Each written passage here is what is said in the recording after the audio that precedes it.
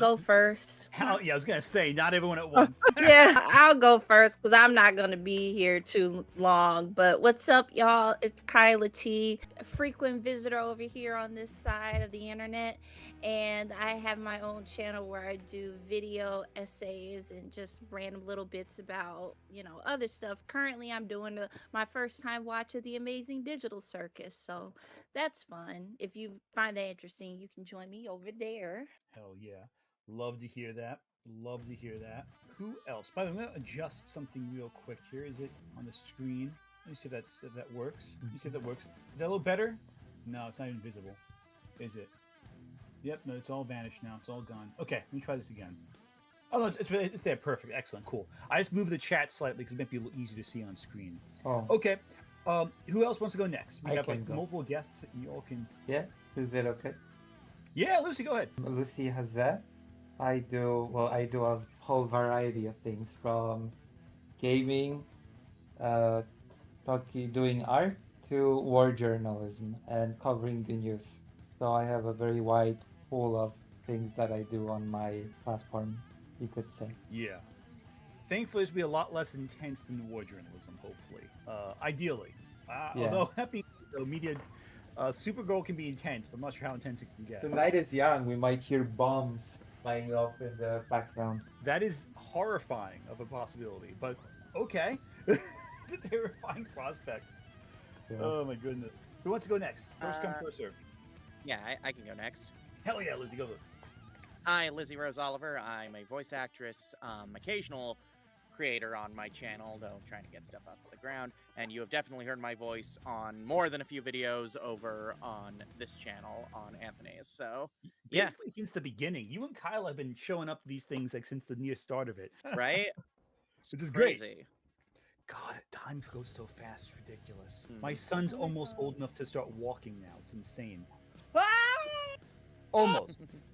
He's been pulling himself up a lot, but anyway. Oh yeah. One more introduction to go. One more. Hello, I'm Nothing But Media, or Ryan at Nothing But Media. I cover older TV programs and films, and I'm currently melting because we're in the middle of a heat wave caused by El Nino and other such things. So Oh Jesus, that's right. You Oh all have yeah. rough. yeah, Apparently, oh, sorry, I cut you off there. we're in a hot spot for the UK as well. So we're the hottest part of the UK at the moment. It was 30 degrees C or 86 Fahrenheit here today, and it's going to get up to potentially 100 by Thursday. Mm. Jesus. It's funny. We were talking before in New Jersey because we have a lot of the World Cup guys over here. A lot of the people, the Europeans for a little while, was saying like how hot it is to like in New Jersey at this time of the year, and we're like, it's not that hot. But then they forget like, wait, Yeah, L British them places. people, L British people. What? That's a typo, buddy. I was looking at chat and it's like L Oh, British I people. was Like like, what? damn. But yeah, those places are not equipped with air conditioning or for Right. air conditioning. I stayed over in England for like a semester. We Same, didn't get same. any heat waves, but yeah, it was like when it got hot, it was like, well, what do? Open up that window, turn Yeah, on that yeah. ceiling. To be Yeah. fair, commercial spaces are better. Most high street shops have air conditioning. It's just our homes; they're not suited for it because Hello, of Tyler. our Yeah, you weather can ask a question. generally is so Sorry, I just sort saw of your middle. thing. If you're still So here, they've yeah, got you to can be ask good a for question. Go rain, ahead, Tyler. wind, cold, and heat, which Mm. means Mhm. they're not just they're designed to be heated up more than they are cooled down. But I do have an air conditioning unit, but it's only in the bedroom, which Oh. is the Ah. best place for it, I think. But yeah. We have central air in my house, but the previous owners had trouble getting it up to the attic to hook it all up. So what they did was they had this really great solution where they knocked down a load bearing wall so they could bring the air conditioning unit up and navigate it up into Wow. the attic, and then just never put one back up. Were the contractors named Larry, Moe, and Curly by chance? No, I That think it that was did. the owner who did it himself because there's a Oh, lot the of owner. DIY. Okay. There's a ton of DIY work in this house, and all of it is like terrible. Damn. All of it is like something awful. Like it's technically up to code, but it's like only like by the barest metrics possible. And then we had to fix all of it when we moved in. Well, I have like an Mm. air conditioner here at the apartment. Oh, good, good. At least it's not heating up. That was good. All right, let's before we do super chats, we have some not so great news to discuss. Kyla and I are going to talk about it. Before we get started, just because it's like I feel like it's worth discussing due to having interviewed this guy on my channel, and there was some we've known him for a while. I've known him since I was like working with CBR, and I Kyla's mean, yeah, also what? Yeah, like I've known him as long as I've known you, and that's about 8 years. yeah, Like yeah. it. Let's pick up the article to- real quick. What happened? It's unpleasant. Let's talk about it real quick. Just because it's like and we want to talk about this only because it's like someone we knew, and it's just ridiculous. So, Kyla, do you want to discuss this first, or do you want to, or should Yeah, I? I Or can't. okay, Well, yeah. So, a mutual of ours who we met back on Twitter when we were dealing with Comicsgate, which for those of mm-hmm. you who don't know, Comicsgate was that Gamergate adjacent campaign against like BIPOC female trans comic creators, right? This person, Andrew, how I never Farago, was that Farago, yeah, Andrew Farago? Farago, yeah. Yeah, Andrew Farago.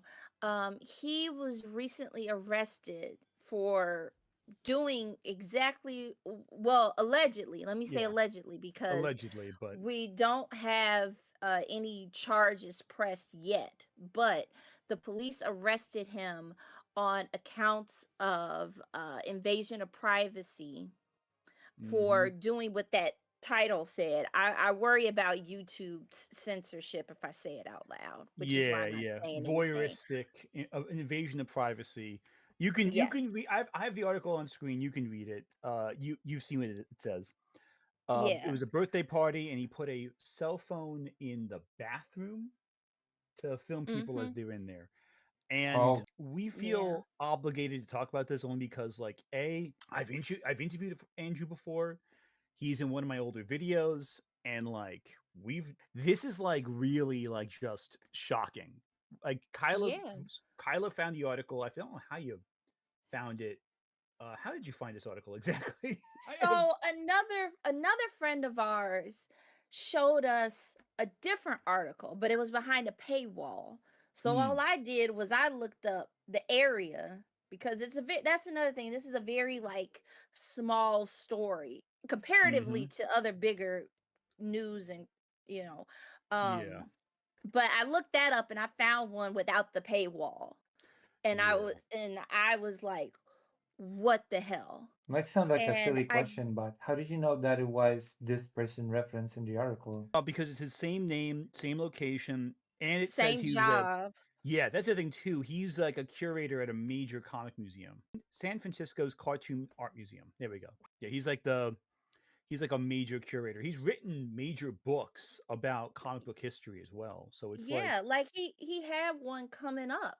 Like yeah, that's the thing. It's like he was such a prominent person in the industry. He had hmm good standing and relationships with people, which is why yeah, this is just so bizarre. bizarre, shocking, hurtful. I've been because like I saw this at like rather early at work, and I've been Mm. sitting like going through my day at work trying to wrap my head around this and figure out how to get my mind together because I'm like this like It's what like infuriating. Like it it's deeply is. upsetting. Like all of it pisses me off to read. Cause I'm like, ugh, And I don't even know how to even respond to it. Cause like cause like he. Okay, so Andrew's research has been really helpful in previous videos I've worked on. Like the stuff he's worked on has helped me out with research purposes. mm, Some of his curated sources I've reviewed when working on it. He got me interviews with some comic creators early on when I first started working on YouTube, and the whole thing just mm, feels like a betrayal of. Even trust. though I wasn't at this party, it feels like I'm personally betrayed by it. It feels personal when you know the guy and he does something really screwed up like this. It doesn't make any fucking sense. I have a If Well, I'm being that honest. yeah, question. I was gonna. Can I ask a question? Did you Sure. know him on the professional level, or was there any kind of personal It's Well, we knew both, him both. We really. knew him professionally and we knew him personally and professionally. That's the thing. What Okay. pisses me off. It's like, oh, it's just terrible. Yeah, that's the thing is like while we didn't like obviously these people who were at this party Knew him who were much better there than we did. for knew him, yeah, but Mm. like we would have talks about meeting up. Like Mm-hmm. that's the stage where we were at was like, oh, we can meet up here. And like I've met people before in our little circle and have like we've kept in contact for like I said, over eight Years. years. Yeah. And at that point, you think you know somebody, but obviously you don't. And Yeah. it's Clearly. just yeah, like thinking about all of this stuff because you got there's so much stuff after this. Like you got Mm. like you whose works have helped them in some his works that have helped you in some way, the books, his insight into comics and Mm-hmm. history, the Yeah. colleagues who are now reevaluating their relationship with him, um His wife and the org kids.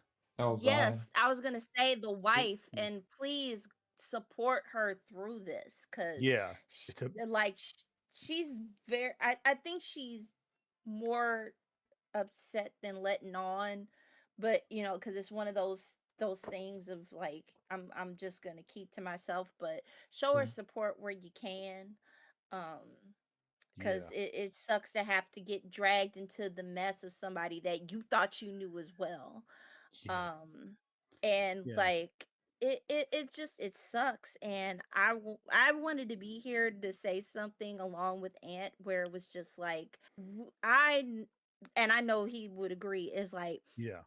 we don't condone this. We are appalled and shocked and hurt at Andrew's actions. And Mm-hmm. um as we watch this case go because it's ongoing. If you Yeah. read that article, it says that the police took more stuff from the home. They're looking through it. Like I said, no charges have been filed yet, so legally we have to say Mm-hmm. alleged, accused. But with Yeah. these what we know currently, I can't I have to let him go. Like Yeah. this That's. sucks. This Yeah. sucks majorly because I thought I knew this person, but Yeah. yeah, no, Mm. it's terrible. And like on a speculative level, this is obviously me just spitballing thoughts. I'm not accusing anyone of anything, but like this kind of behavior isn't like a first time offense, typically speaking. Like if someone did that, usually they've done it before. Mm. That's the part where I get a Mhm. little. That's where I'm like, that's where you really go back and your brain racks and goes, okay. And again, this happened weeks ago. He was arrested on June 2nd or 3rd. This is the first I'm hearing about it. No one Yeah. no one in the comic industry really is talking about it as far as I can tell. Like no one's really outside of okay, so that's the other thing too. We do know a couple. Unfortunately, the people who hated him have also talked about the story too. Like did they Yeah. find out like before or after we did though? Because I don't know how we found out even. Like it's all like I mean, I knew you told me I before, but like yeah, I don't know how. I mean, I could figure that they found out just by I know at one point because we got the local news, but comic Mhm. outlets began to pick it up. And that might have Mm, been how they found it. yeah, maybe. But yeah, that's the thing is like them using this to gloat and be like, I knew it. And it's like, no, you didn't. Yeah, no one Nobody knew. knew. No, no one. That's the reason why we're here in the first place. And that's another thing that really sucks about this because we were out there to with the goal of like these people are in here trying to run away good people from comics and try to prop up people who are gatekeepers or like there was a time where they were defending people who have done the same actions that they are condemning Andrew for. Mm. Oh yeah. And it's like to see them use this as a victory lap is like, no, no, that doesn't free you from all the crap that you did and from propping up bad people as well. At least what's happening here is a condemnation and a going of no, we will not stand for this. We told y'all we wouldn't, and we called you out on it, and we're gonna hold ourselves accountable as well because we want this 100%. space to be safe. So Mm. I just, oh, to Well, see them do that, just well, didn't Ethan Von Sciver almost work with the Cerebus guy? And didn't he like have a grooming thing? The Cerebus guy, Sarah, I think so. Cerberus. Yeah, you're right. Well, Back in yeah, the day. yeah. Yeah. Dave Sims is it not Dave Sims? Yeah, What was his Dave name? Sim. Dave No, Sim. you're Yeah, right, yeah. Dave Sim. Yeah. Yeah. I don't know why that made me think of the. I don't know why my brain, when I was saying that, made me think of the guy who did the art for what. That's Dave Gibbons. Never mind. It's Oh, a different Dave. I don't know why my brain went to that name, that face for some reason. Hmm. Uh, if you don't know who Ethan Van Sciver is, it's probably a good thing. yeah. Although, yeah, When though that being said, oh, a character he did co-create just appeared on My Adventures of Superman, so I guess that's something. the only thing note that he's done, Yeah, because working God on knows Green that Lantern damn, stuff. yeah, That's God about knows it. that damn frog ain't doing too much for God, nobody. Hmm. I've been tempted over the years to do a review on like Cyberfrog just to make fun of it, but like I'm not super familiar with the person. How was you are he? fortunate. How was he caught in all of this? How did that even come Andrew, out? Yeah, or Andrew or David Sims. the person that was spying on people in the Oh, well, someone bathroom. just found the Oh, camera in the Hmm. bathroom. Oh, They just yeah. looked. So He hit it and they yeah, looked. He found it there. so if they looked, yeah. they must have been kind of, I don't know, tipped that there's something like that might be I don't done. think it was well No, hidden. yeah, given the description, it sounds like he just thought like, "Oh, let me throw a towel over my phone," and he probably had it propped up vertically for all I know. Why is a Make big it lump under the obvious. towel? Like something Yeah, like and just like pointed like that's oh my god, I just like what possesses you? Like I don't what freaking know, man. demon of stupidity possessed you to do that? It's like just and again, some people in comments are saying too, like there's no, you can find the material online. It's legal and consensual and fine. You, if there's always some other perversion going on. I don't. It doesn't make sense to me. I have a hard time understanding that mentality. So I just have a Y- hard time figuring out why someone would do something like that, which Yeah, pisses me off more. honestly, I for my own sake of closure, I Hmm. one day I need him to explain himself. Yeah. Just because like I just need to hear a reason. Hmm. Although I Yeah. doubt I will ever get it. And of course it won't ever be satisfactory or No. No. explain away this. No. But I think it's just because since I've known him for a while and I've, interacted with him, I've talked to him. Yeah. It's like you I interviewed after him. all yeah, like you always at least something. Peep, a Yeah. mum, I don't know something. Like Ugh, no. Anyway, on that note, let's let's change gears. And it just sucks because like we just got over another fucking creator who screwed up his career because he decided to Who? be a creep. So it's like Oh, I who don't know. was it? Oh, Noah with the whole fucking plagiarism and DMCA strike bullshit. oh Oh, Lord, him. Yeah, okay, yeah. that and I thought and you I'm were still talking about hearing like a comments comic about that book bullshit. creator. No, I no, no. But bet. it's like, but I'm still hearing crap about that. It's ridiculous. Yeah, Anyway, so on that front, that's that. We want to just address that now because right. I feel like, S- because we have to vent about it because we're Speaking freaking pissed off. speaking of, because I feel like I have to make a Oh, statement about a creator.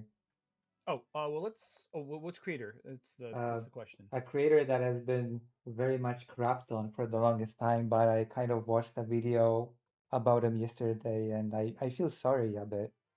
Rob Who? Liefeld. I don't feel bad for Rob Liefeld. I Rob feel a Liefeld bit pisses I me mean, off. I feel a bit bad considering his kind of why he went into comic books to begin with. I will say that Mm, in terms of there are bigger things to go after Liefeld for than his art.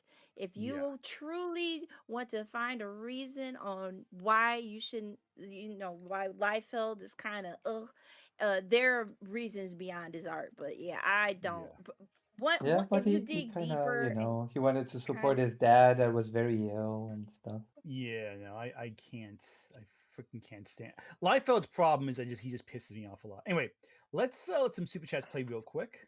Then we'll dive into a bit of a couple some other stuff. At Real Green Queen Oh, super hang on. chatted Let me $1. adjust something here. At One Real second, let me Green move here. Queen super Sorry, I chatted realize I'm. $1. At Mark M1575 super chatted $5. Hi Ant. Just got a big promotion at my work, Oh, and I wanted to share the love. that's incredible. Here's to a great stream tonight. No, congratulations. Thank you for the super chat and good luck At with your new user promotion. underscore 225 underscore CCC super chatted $1.99.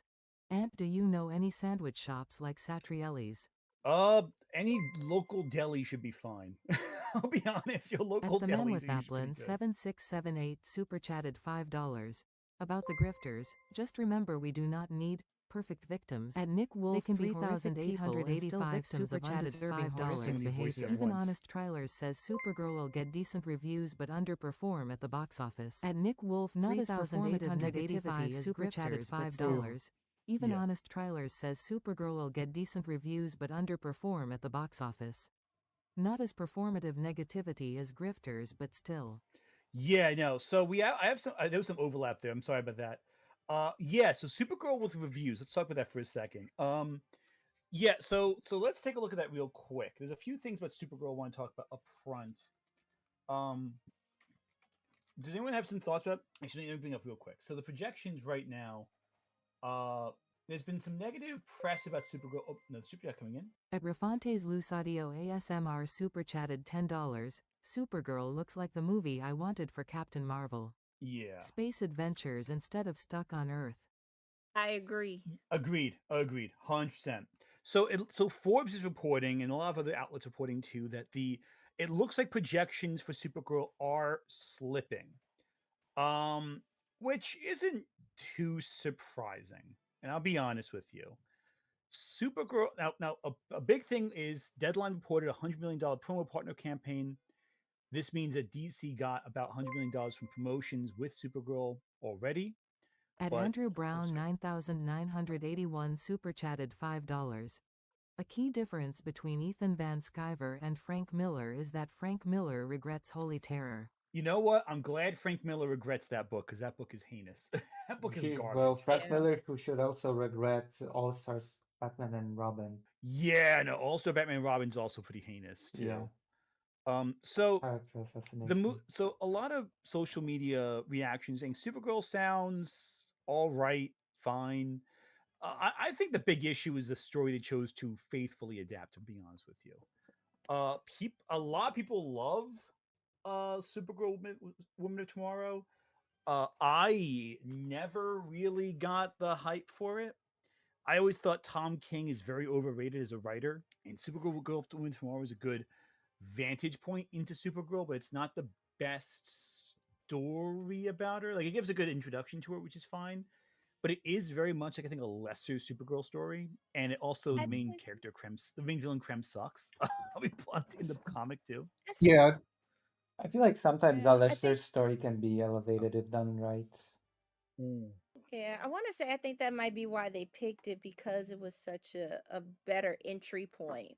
Mm. Um, especially since this is the version that they're going with Supergirl, and it's Yeah. such a yeah, contrast to the story we got with Clark. yeah. I was going But to say the same thing. It's a good introduction story for a character that most people won't be particularly familiar with. Certainly, modern audiences.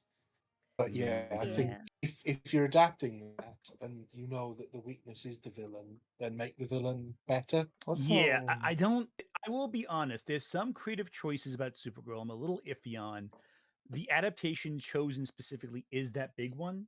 However, the problem I have, and the reason why I want to do this topic for the stream today, the reasons certain people are iffy on the movie are not the same reasons I'm iffy. I'm iffy because I think the source material isn't the best story to go with, but also I get why they chose it. They don't like it for weird reasons, which is Yeah, I was going to say that I think I'll enjoy it as I regardless understand it, a because lot of people attack the actress. that's that's the first one, yeah. So that's the big thing I want to talk about. We're going to talk about today, is among other things. There's a few topics I want to talk about with this one. Yeah. Um, Also, Lizzie, are you? Is everything good? Have you been on mute for a Yeah. bit? I wasn't sure. Yeah. Sorry, I kept myself on mute while you were talking about the serious stuff because I had no horse in that race, so I wanted to No, just I let y'all do what you need to do. So can't blame you there. It's not a Yeah. fun. I'm sorry we had to bring it up, be so serious so quickly. it's This fine. was just a serious topic. I wanted to make sure we got coverage in terms of like, Right. discussing and all that. Oh, no, new super chat. At Revenevan 300 super chatted $4.99.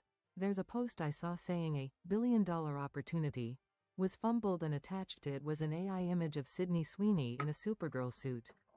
Groan. Oh no, no. Yeah, I Well, saw Sydney that. Sweeney sucks. Let's be quick. Okay, I'll At get. the I'll Man get with my Sydney Sweeney. Applin Let me 7678 pause supers super after this chatted one real $10. quick. But yeah, Discussion of Supergirl really annoys me and it's mostly tied to Tom King. yeah. Folks champion Superman so much but want Supergirl, and the rest of the DCU, to bomb because of Tom King bothers me sad face. The rest of the DC universe failing because of Tom King would suck. Tom King, and here's the thing: Tom King is not without talent. I want to emphasize that right now. He's not a terrible Yeah. writer. He has skill. I just think he often fumbles when it's like, because his stories tend to focus on his OCs, and his OCs aren't all that interesting all the time. Hmm. When he Yeah. focuses, yeah, it's the big issue, I think. Oh, sorry, I didn't mean to cut you off. No, Uh, go for it. I was just gonna say I mentioned before when we talk about Tom King like off on the side, I say like when he hits, but when he misses, boy does he miss. It's like Mm-hmm. for me, there's no in between, and you run the gambit with Tom King's stories, especially to start going into like pseudo therapy sessions where Oh yeah. you could tell that it's not him trying to use his own experiences to work through the character's issues, but rather the character as his own vector to work through his own issues. Yeah. And that's where you can diverge and kind of lose. You lose me a little bit, where I'm like, okay, buddy, come on, get back on Mm. track. But His yeah, Wonder Woman, especially. I do not like his yeah, Wonder Woman at all. I think it's horrible. I think he has ideas that are really clever in it, but the execution of those ideas is horrible, especially for a Wonder Woman story.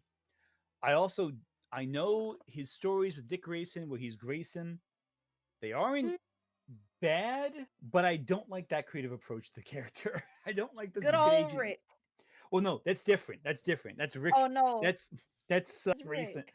No. So the Grayson one is where he becomes a secret agent. Oh, Basically just Oh, Tom okay, King that working was with it. CIA, Oh, except it's Nightwing. yeah, I'm not sure I'm into that kind of direction for Dick Yeah, no, Grayson necessarily. especially because it's following Dick Grayson being very removed from Bloodhaven for so long, from his his own solo stuff for so long. That's the direction you do to revive interest. I'm like, no, just bring and eventually they did just this. They did bring Dick Grayson back to his roots with Bloodhaven, but like, well, Nightwing to his roots in Bloodhaven, but like, still, I don't know, I don't Right. know. I think an interesting thing that the deadline article brought up though is that 100 million in brand deals, which because we were Yeah. discussing this on the showcast on Wednesday. Mm-hmm. Don't think that entertainment media has caught up with the fact that the old sort of 2.5 times its budget rule isn't a rule anymore. The Yeah, media landscape has changed so much that so many films now have these brand deals, which essentially I think is covering the film's budget. yeah, A combination of tax breaks and brand deals means that I think studios are not really spending any money on the films.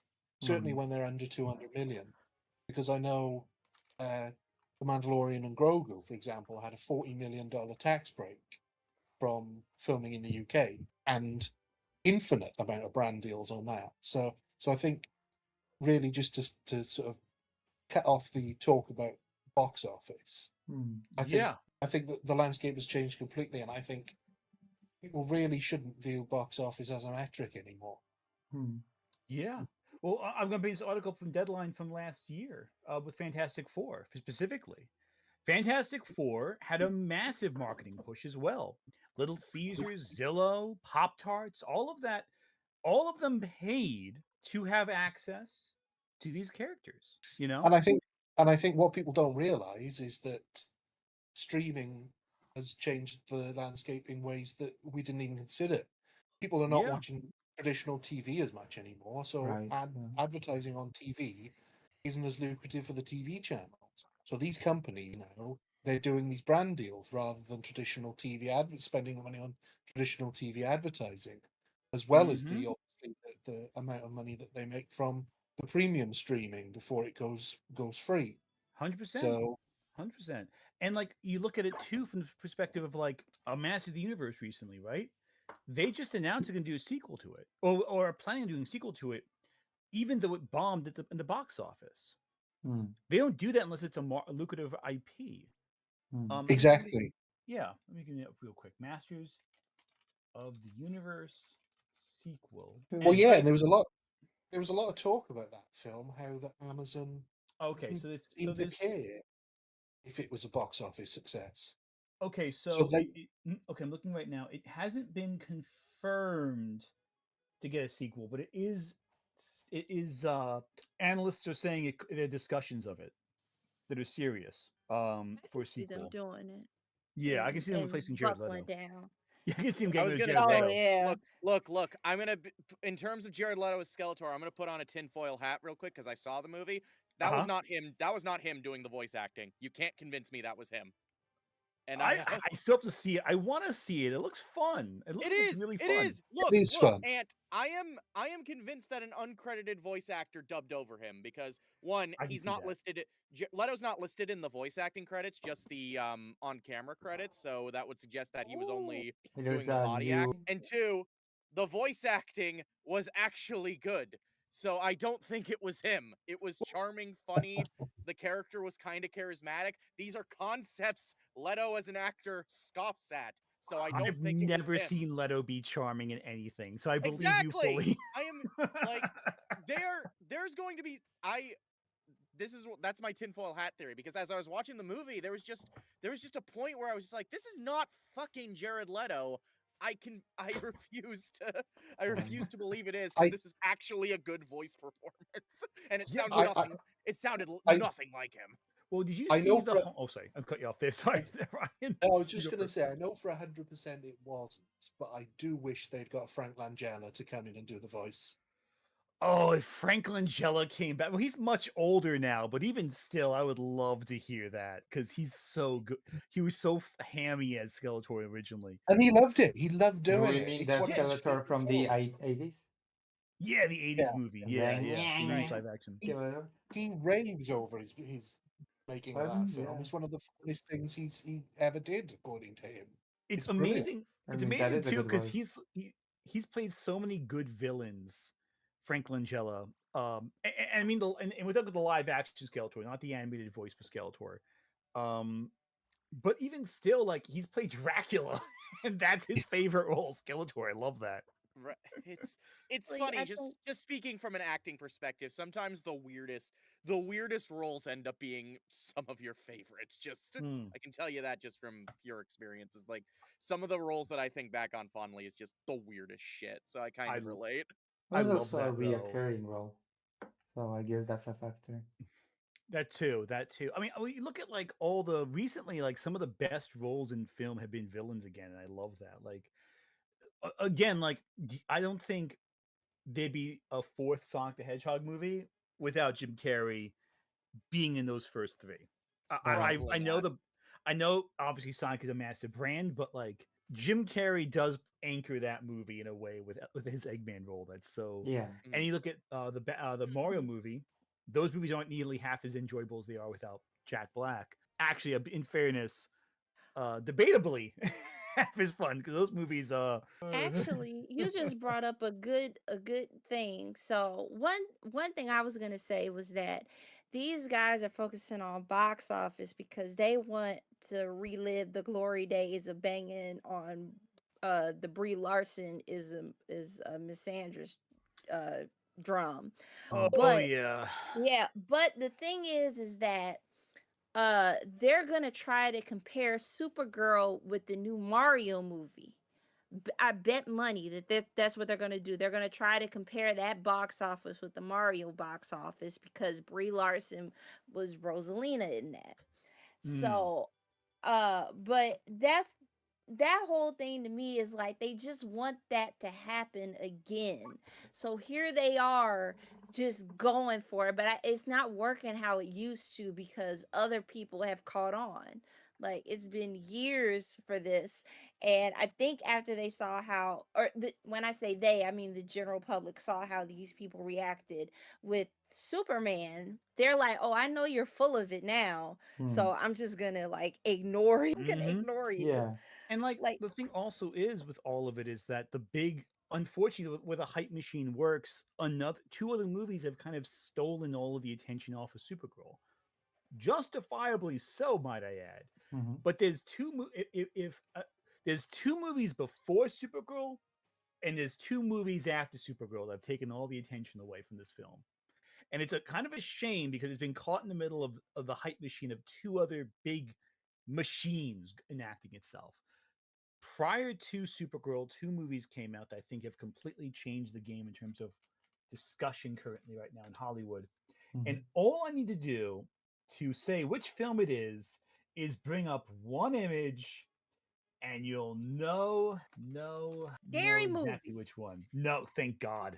Thank freaking Scary God. movie. That would have been Can I sad. just can I just say can I just say in regards to Scary Movie, I'm so happy that a film that sold itself on a like the first joke in the trailer, it sold itself on a transphobic quote unquote joke, got its ass kicked by an indie series I made by a love it. trans woman.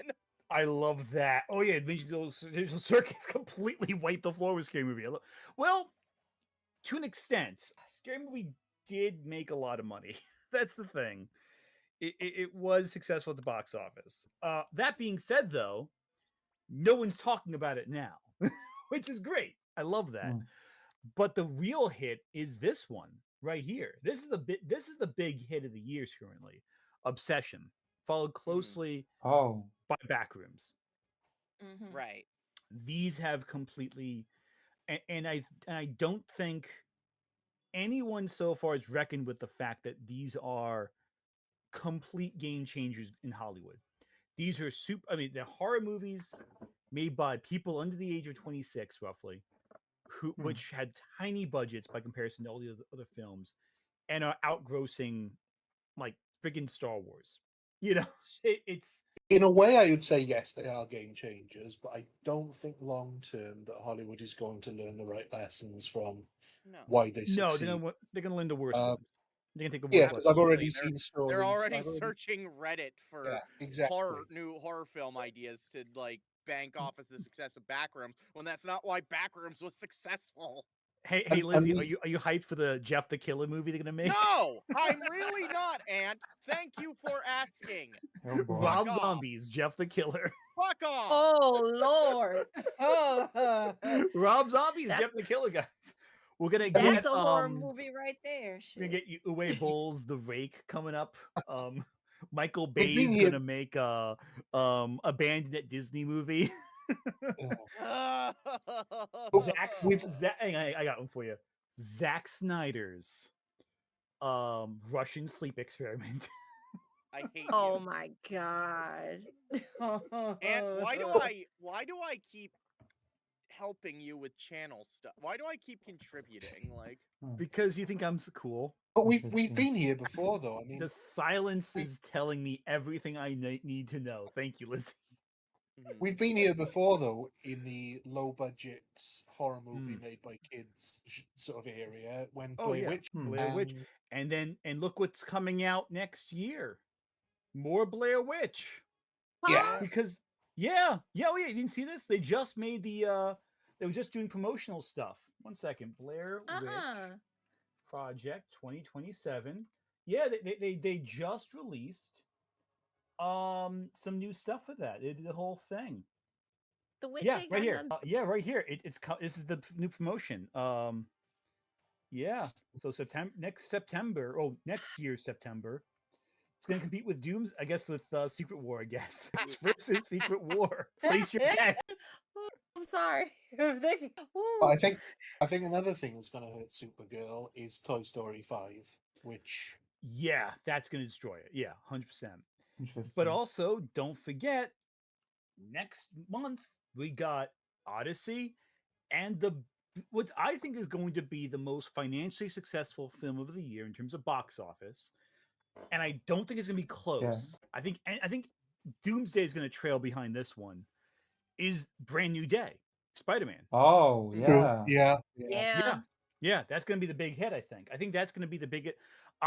It's for me. I'm willing to bet that may be the biggest financial film of the year. That or I think that's what it's going to be. It just seems like Hmm. that's the one that people are hyped over. I feel like that's my Yeah. Yeah. if I was going to bet money more so than Doomsday. I think. So, so I Well, see the chat. I want to acknowledge something the chat's saying real quick, Ant, because I Oh yeah, find it go for it. funny and Please, relevant please, to. please. So a lot of people are like, "Oh wait, people went to see Toy Story 5," and I'm just gonna tell you. So I had a 3-day weekend last weekend, and I saw movies like every day that weekend, and none of them were Toy Story 5, but at all three of them, the long lines of seeing Toy Story 5 caused some issues for us. So Don't like. those Toy Story 5 walk-ins are like bring that. That's gonna be No, another billion no, dollar film. like I said, the theaters were crowded, and none of the films I went to see were Toy Story 5. Like Friday we saw Girls Like Girls, Saturday we saw Backrooms, and Sunday we saw Utena. So 2 out of 3 were very very gay times, but Oh yeah, and Backrooms was just like the backroom. Backrooms, though, I will say this: it did have the best meal scene in a movie in some time. oh yeah, Yeah, no yeah, no, great like appetizing, no, very appetizing film. I'll I'll say this: all 3 films I saw that weekend were very good. So. Yeah, I really enjoyed Backrooms a lot. That was a lot of fun. Mhm. Um, Although that being said, though, in a sequel, what I want them to do, them to imply to show the Backrooms been around for a while. So I'm thinking the best idea: they're walking through the Backrooms, they have a glass of water on a counter, starts Hmm. rumbling. In come dinosaurs. I want to see dinosaurs in the next Backrooms movie. You know that would make the movie a lot of fun if dinosaurs showed up. No, See, just that's me. why Okay. you That's ain't. true. That's why you ain't a script writer right now, brother. We got to work on Yeah. your. Oh my I'm We God. got to just work on saying, your pitch. dinosaurs. Put the dinosaurs in Backrooms. You Dinosaur. budget by $100 million, but Is that why you wanted the dinosaur guy to rule the world and change everybody into dinosaurs? listen. Would the world be as bad if everyone would turn into dinosaurs? I rest my case. Depends on the I type of rest my case. dinosaur. That's Just true. realized you remind me of that one. It became a meme from that Spider-Man comic Yes, where it was like, I just Sauron. like you Yeah. can be out here saving the world and curing diseases, like, but I don't. I want to turn people into dinosaurs. Yeah, let me get that up right now. I want that on screen. But I don't want to save the world. Oh God. Oh wait. I've seen it. I've seen the truth. You obviously mean this meme, right? yeah, Yeah. Oh I mean, my not quite, god. but it is perfect. It Oh, is perfect. Dinosaurs. I So, still have. Let's let some super chats play real quick. Because a bunch have piled up, and I want to. There's a few really big ones too. And thank you for the 20 memberships. This is incredible. At Mark Ooh. M1575 super chatted $5. Tom King's work is either peak, Mm-hmm. Superman, Up in the Sky, or trash, Heroes in Crisis. Heroes in Crisis is horrendous. it is. Just fuck that book. At Eustace Giwo super chatted $5. Right. Because Sydney Sweeney made Madam Web a dollar billion face with Yeah. rolling eyes. It made a more $1 billion thanks to Sydney Sweeney showing up in that movie. Just like Chrissy, the movie At she was Eustace Giwo super chatted $5. I will never forgive Tom King for what he did to Wally West face with symbols on mouth. 100% agree with that. That was heinous. At user underscore 225 underscore CCC super chatted $1.99. Ant's movie will make a grammajillion dollars. Right? There'll be dinosaurs in the back rooms. Fund it, Hollywood. At Jeff Pyatt 2K4 super chatted $2. Utina for Sonic Crossroads Racing. That would be certainly a choice. There is already a car built in the show for that. At user we already have underscore Evangelion in the 225 game, so. underscore Can't wait for that. CCC super chatted $1.99. And will we get a father-son Saya no Uda Let's Play? Not for a while. That one may have to wait a little bit. If Mr. Zone 5399 super chatted $49.99. Nice. At this point, Lint, we should ban these people from watching any of these movies they bitch about. They can't see it in theaters, they can buy it digitally or stream it. What are they going to do? Ban us from watching Daily Wire and Pure Flix films. They may have to. And thank you for the generous super chat. That's incredible. At Mark M1575 wow. super chatted $5. If Transformers Age of Extinction and Transformers 1 should teach people anything, it's that the box office does not equal quality. The best Transformers films always made the least money. Every time. And the worst At ones made the most. Racer45 super chatted $5. Do people know there are worse movies like Disaster Movie? Any of Vince offers films, Uwe Boll's films, Neil Breen's films, Superman 4, and Birdemic? How dare you insult Neil Breen? Neil Breen did not deserve to be At ranked user there. underscore Amazing. 225 He's trying at underscore least. CCC super chatted $4.99. Remnant? They call him 777. 7 IQ, 7 videos pervaded, and 7 hours a week spent touching himself while thinking of Asmongold. All accurate. All very accurate. Yeah, that is very accurate. Jesus At Christ. NanXRunner7252 super chatted $5. I think Backrooms works so well because it's primarily a human-centric story that merely uses the backrooms as a weird set piece. Well, that's why Obsession worked too. It's a human narrative. It's a human story, and that's why it works so well. At Otto Johnny super chatted $10. Actually, Michael Bay is making a Skibbity toilet movie. Jesus. Yes, Oh no! I forgot about that. No, it's true. He is. I forgot about that. And thank you so much for the 20 gift memberships. I'll be posting a link to Discord after this stream for members only. Want to join? There's still a chance to hop on. Always is. That's an incredible gift. Thank you so much. And if you want to be eligible to receive gift memberships, make sure to subscribe to Ant's channel. Wait, hang on. Is the Discord thing going to do a ding for every single gift membership? Possibly. Oh. Oh, it is. We're going to be here for a little bit. Oh no! We're going to be here for a little bit of Maybe we time. should fill the time with some nice banter.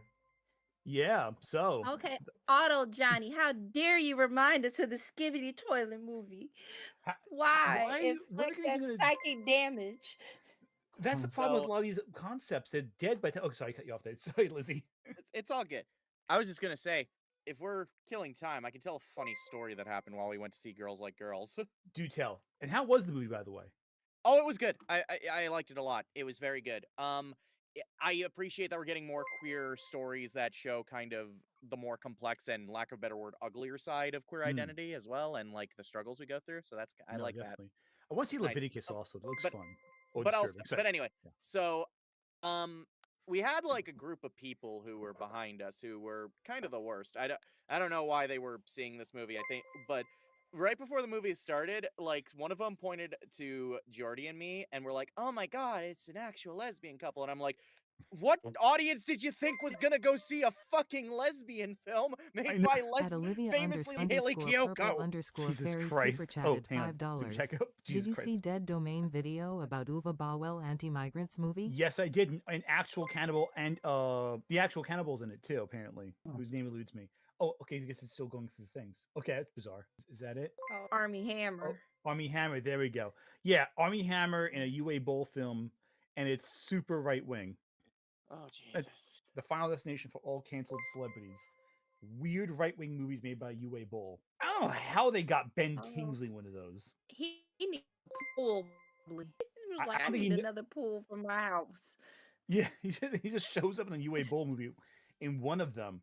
Yeah, you know, I always think of the Michael Caine quote where it's like, I haven't seen Jaws 4, but I saw the house it bought and it's lovely. Yup, that's exactly it. He was like, I need But a yeah. new statue to go right in the corner of my house, and he's paying. But yeah, going off of what I was saying. but Actual yeah, lesbian showing up in the lesbian movie. Right, Oh, it's yeah, like th- it's like, did you expect like an audience because like there were quite a few lesbian couples in that auditorium, so it's like, were you not expecting to see lesbians go watch the lesbian movie? What are you? I don't know. Why is I this don't so know. It's people are Yeah. people are bizarre. They have no sense of like like- personal boundaries sometimes too. That's It's like, oh, true. let me talk about your entire. Let's talk about you as though you're not really there. right to your face, I mean, basically. yeah, and it's like, I guess I was easy to spot because I was wearing flannel, but That It is a is bit of a dead funny. giveaway. Yeah, yeah, that does right. that It's does just tend to. pop up when you least expect it. Mm-hmm. Just like Uh, just Oh, But here we I go. will New super. say, Okay, finally got new super. Oh, and Wave. Oh, hey, At the Wave, what's Waverner up? Super Chatted $2. Can't wait for Solomon to show up in Godzilla. Yeah, I would love to see Solomon Kane show up in Godzilla. That's what we're talking about, right? At Nick Wolf 3885 Super Chatted $2. Backrooms, but it's the Roanoke colony. Okay, actually, that's a good idea, though. I like that one. That's cool. It's a cool way for the At concept to work. Zypher 8677 Super Chatted $2. Yes. Dino Backrooms. Is the asylum still around? They are still around and still making movies and have a whole channel on Roku, I found out. At the Waverner Super Chatted $2. Sam Raimi's Happy Appy. Sam Raimi's Happy App. Yes. I would pay money for Sam Raimi to do one of these creepypasta movies. At user_225_CCC Super Chatted $4.99. The historical Backrooms fan art is so cool. The idea that this infinite 70s office complex of yellow wallpaper has always existed as is terrifying. That's a creepy visual, especially again if it's like ancient history and like that At same the Man with Applin technology, like outside time. 7678 Super Chatted $5. Ant opinions on the GameFAQs Best Video Game Character 2007 poll winner L Block? From Tetris? Icon, sheer icon. At Any Profit Super Chatted $5. Reddit movie idea. It is imperative the cylinder remains unharmed. IYKYK. That would be bizarre, but also. At Revenovan 300 Super Chatted $1.99. A Sauron Savage Land movie would go insanely Right? hard. It'd be like Jurassic Park, only with superheroes. Hmm. And Tarzan At stuff. Jeff Pyatt I love that. 2K4 Super Chatted $2. Sega produced both franchises Eva and Utina. It's like being Sonic Racing. Yes. At JessISD3 Ad Super Chatted $5. The day Obsession is on streaming. I'm calling in because I hate living in the middle of nowhere. Watch it. It's so good. And make sure you tape your door shut before you leave. At Ermanita Rules Tape Super yourself in to Chatted watch Obsession. $1.99. Neil Breen is a Breenius. Breenius indeed. Oh, and thank you for being a member for 11 months, Olivia Williams Purple Fairy. Zach, it's gay to find women attractive. Yes. Yes, it is. Is that Zack Snyder saying that, or? I was gonna say, Yeah. No, that's you ever- Asmongold. At Bunny Oh, Bunny God. is 8468 He literally Super said Chatted that, 29 cents. Jesus Christ. Jesus Skibbity Toilet Christ. series to me is a fun series for YT. There we go. I'm going to pause supers after this. We had a bunch of them all at once. At Eustace Giwo Super Chatted $2. Dinosaurs Never Left. Cassowary horror film. That would be awesome. I would love that. Also, we have a bunch of supers. Damn. You guys are great. I love it. Love it. Okay. But let's pause supers right now. I'm going to do one quick thing before we start talking more about Supergirl. And let's show you all yeah, got a a bunch new to say trailer about that Supergirl. dropped. You might have seen it. A new trailer dropped today Alright. Oh. for an animated Batman trilogy. Ooh, Nightfall. Adapting I like that story. Nightfall. So I'm going to show you a little bit of the trailer. I'm not going to watch the whole thing. So I'm going to show a brief clip. Just give a vibe. Gotham City needs Batman. You haven't slept since Arkham exploded 2 days ago. Maybe we should ask John Paul for help. His training is coming along. We're all that stands between those inmates and the fall of Gotham. They say you are the greatest detective, and yet So this film will be adapting the famous story Nightfall, in which Bane breaks the bat across his knee, and Azrael replaces Batman temporarily. Right, and becomes crazy. Yeah, it becomes crazy. That's one of those movies. The storyline, though, I think most people agree. The first third is great because that's the story where Bane breaks all the villains out of Arkham, wears Batman down, and culminates with the famous knee snap scene. I do not know how people are going to feel past that point, though. We'll see. But there's You know what I also like there is a lot to be talking about here, I guess, because Bane in the media has been portrayed for the longest time as this dumb brute that's very low intelligence, while Bane in the comics, especially in his early appearances and the Nightfall storyline, was portrayed as this super genius person that meditated out of his body and did all sorts of stuff in prison, which brings me to the point that that story might be not so easy to adopt without actually going through the backstory of Bane himself. Well, they're probably going to take elements of Bane's origin into the story because they don't really linger on that too much in the original original storyline from the comics. Well, there was a pretty big thing on this story in prison. How his mom was arrested, he was born in prison, and then that was a whole big thing in the comics. I remember. It was big. I'm just saying it's outside of the Nightfall storyline. Yeah, it was outside. I would disagree on the point of Bane being recently portrayed because I feel like Tom Hardy's performance still looms large, and people like his performance still looms large over Bane, and I think that that's what people expect because even with like the goofier version of Bane and like the Harley Quinn show, people are pissed because he's so goofy. Yeah. So I'm like, but yeah. Right, I was gonna we're say, talking it's about been a while Batman Rises, right? The Bane from there.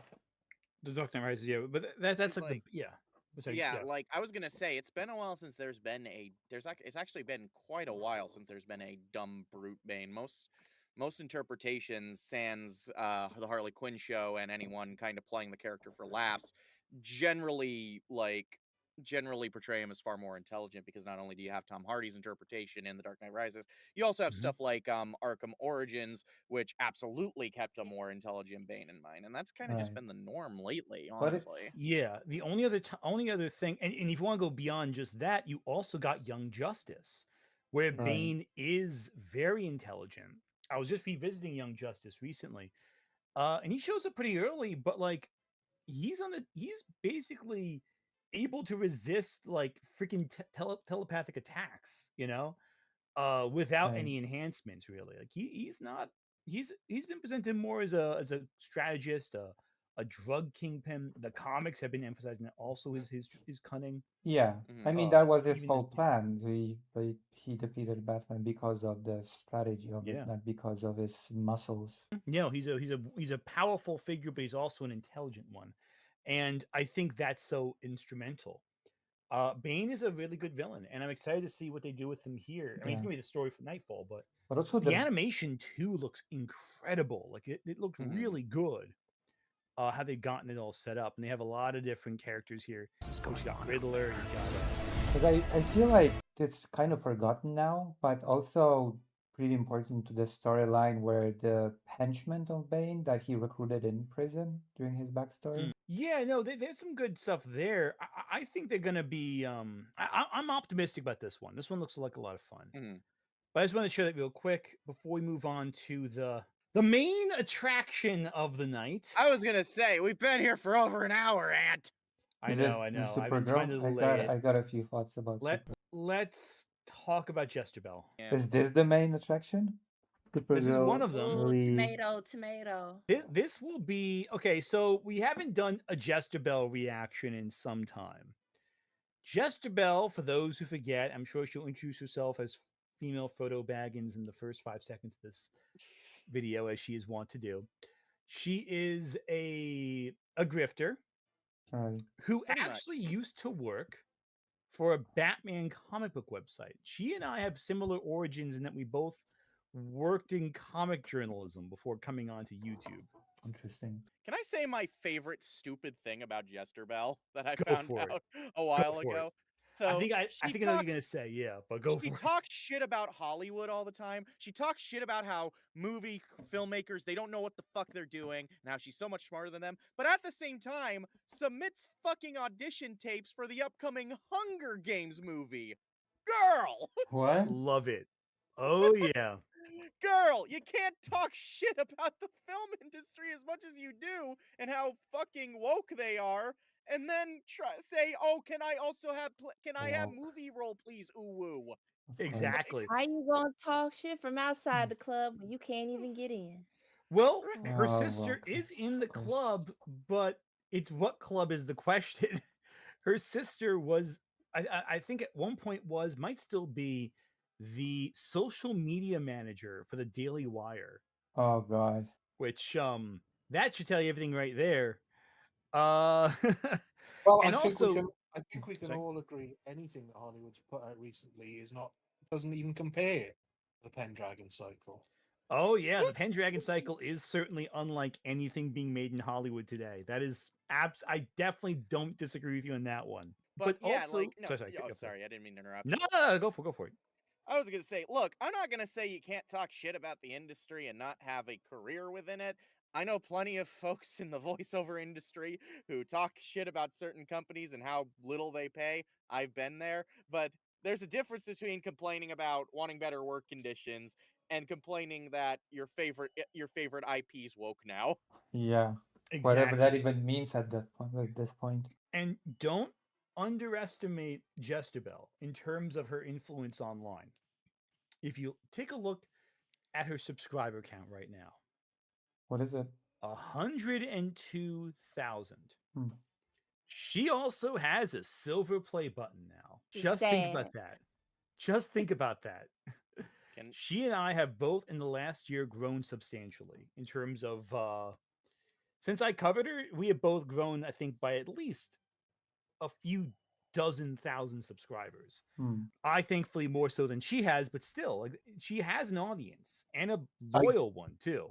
And I don't understand it because I guarantee the quality of her analysis has not grown at all. She's going to be saying the same things in the same I mean, whiny that tone. Well, that's is- what you do when your audience is just chuds at this point. It is the you nature of the regurgitate game. Yeah. you regurgitate the same talking points about every goddamn movie, change a few words around like it's a game of fucking Mad Libs, and then and Like it's like we're in Exactly. and you 2016, force out this basically. Yeah. content day after day on a conveyor belt, and the money makes itself. And it's clear she's miserable doing it. Like she doesn't seem to enjoy movies. Period. Like every year, it's like, oh, this is the worst year for film. It was worse last year. It's worse now. It's like she exists in this weird conveyor belt of misery that she That created is for true. herself.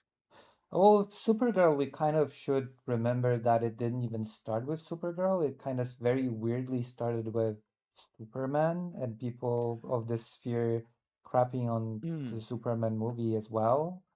Well, Like, she Yeah, 'cause- regarded Superman as the worst film ever made when it came out, only followed by the No, no, next worst film ever made, which was Fantastic Four First Steps, which apparently they're both the worst film ever, apparently, according It's to Well, yeah, very- that's exactly my point. Who can put up with her claiming that every film that comes out is the worst Th- film ever made made, every right? here's the single thing. time? Here's the thing that bothers me. Here's the thing that really bothers me about Jester Bell and folks who kind of take on this similar talking point of, oh, this year for films is the worst ever. When you only watch like the big franchise Hollywood films, yeah, I imagine like it's just bad all around. But Well, it's Yeah. not even. that's why you go look for smaller stuff. That's why you go check out indie works. Like if the big franchise films and the big studio films aren't your thing, go look elsewhere. There's plenty of small indie films that are struggling to find an audience that I'm sure it would be cool if you went and watch them and recommend them to your audience, but I guess that's not what your aim is. She only Well, watches no, exactly, Disney yeah. and big blockbusters, and like But- even then, not even all blockbusters. Because last year she skipped out on Sinners and Weapons. Like those Well, are this two is the- huge films. This is the thing, though. If you're getting no pleasure, because she's not interested in anything other than the big blockbusters. She gets no Nothing pleasure but. from watching those. This is like somebody exclusively reviewing horror films who doesn't like horror films. Hmm. That's all it is. Mhm. I cannot understand why anybody would go to her for any sort of serious analysis beyond this film is awful, which is pretty much all she says. Mhm. Yeah. Oh yeah, chat's also bringing this up too. She didn't watch K-pop Demon Hunters as far as anyone else knows. I mean, One of the I don't think she made a one of the- video about it. yeah, one of the biggest phenomenons of last year. Like, don't. Yeah, I nothing. don't know. It's crickets. it's like, again, if you're just watching the same films from the same studios, then yeah, I'd imagine films are just getting worse for you year after year. But that's why you expand your horizons. Go watch something that's different. Like No, agreed. Oh, Lizzie, I'm gonna entrust you with the stream for 5 seconds. I gotta run to the bathroom real quick. Oh, Jesus Lizzie, I have Christ, full okay. confidence in you. Lizzie, if the audience leaves, I'm going to throw something across the entire continent to get to Damn. where you are right now. But don't I have full faith in you. It won't require me to develop supersonic pitching abilities. Okay, so I got to keep the audience entertained. I got you. Exactly. Now listen, we're all counting on you. I want to say good luck out there. We're all counting Okay. on you. Okay. Also, you've got Never mind. I'm right back. Oh, okay. So I guess I can say this. Both Jester Bell and in this video and myself are wearing some form of tank top, and I'm just gonna say, I think I wear it better than her personally. I Personally. just, oh, I'm constantly amazed at how much traction this girl gets for not saying much of nothing. Because, someone else showed me a screenshot of some other woman. Actually, the Black Nerd Gaming, right there in the thumbnail on the right. That's the video that the one he's reacting to is the one that I saw, and I'm like, see, this makes my ass itch. Why? Why are y'all constantly doing this? Who does it benefit?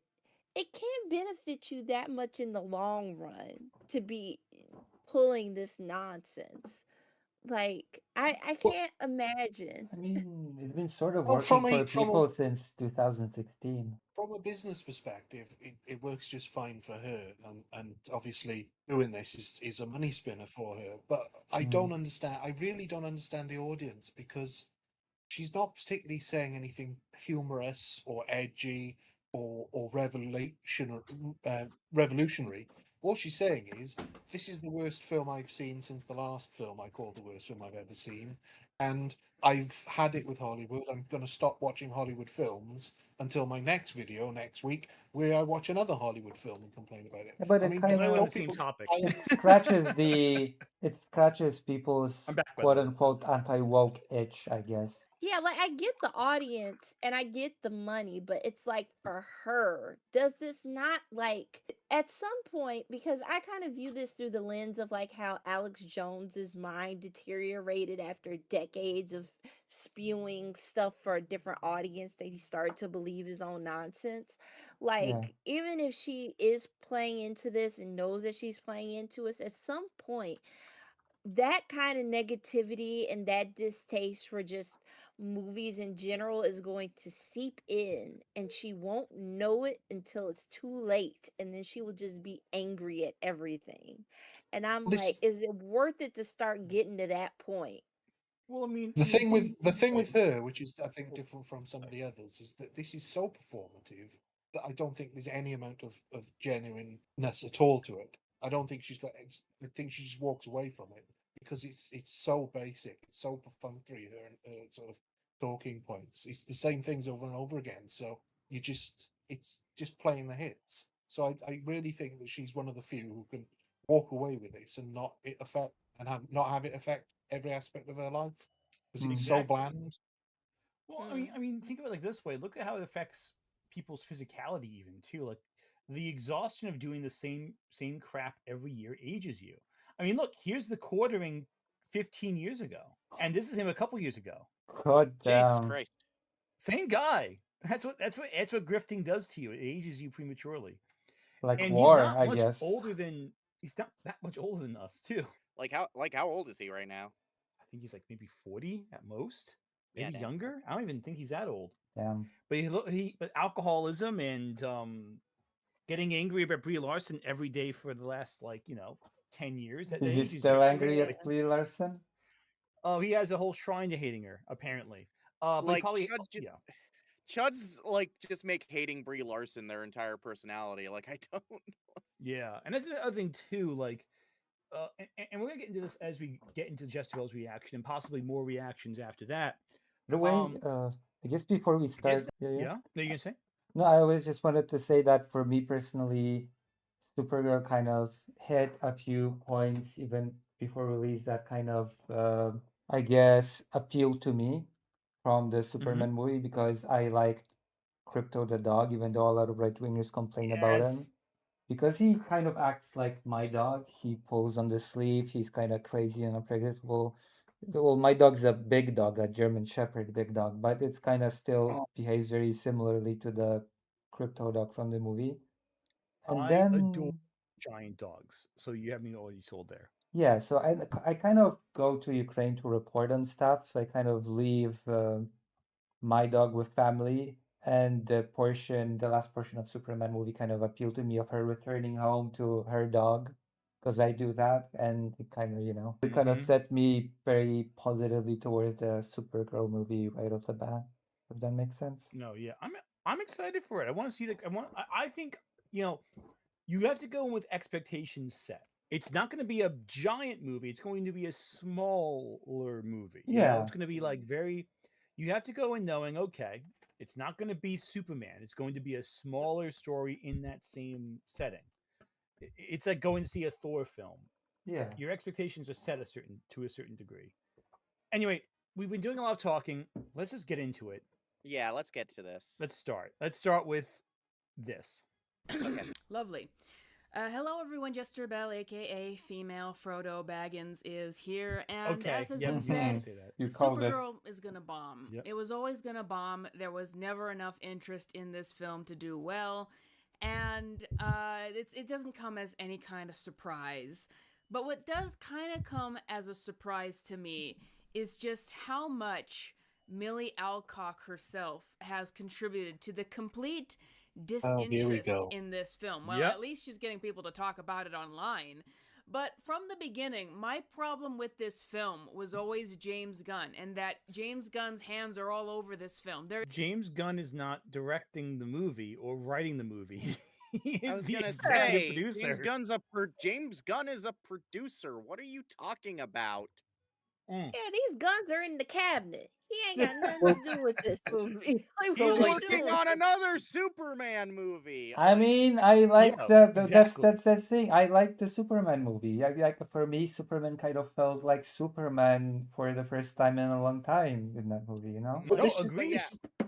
But yeah, this is the no. same tired narrative they've been running with since this project was first announced. They've all been talking about this. I mean, have they really got nothing more interesting to say than No. what they've been saying for the last 2 years? I mean, the fact of the matter is that James Gunn has made some of the best superhero films, and nobody can question that. So they have to find a way to hate on this film somehow, attach him to it, make him a hate figure. It's just ridiculous. Although I will say she's incredibly low energy in this compared with the last time I watched a video of hers. So maybe it is getting to her. Maybe it's Maybe. because also there's like this very bizarre to begin with to make this. I'm talking to you from the future. This film has already bombed and it's over. Before it Well, even. this is the style though. You have to be confident about saying that this movie is going to suck and has sucked Yeah, and but does suck. And he's she basically just said that it already bombed before even being, it's yeah, it yeah. already did bomb. Yeah. It's like, okay, You have already bombed. you're already dead. No, I'm gonna let some supers play real quick because I feel like they're gonna be a little. If we don't address them soon, to be outdated for a while when we get to the next. So let's Mhm. a couple At play the real man quick. with Applin 7678 super chatted $5.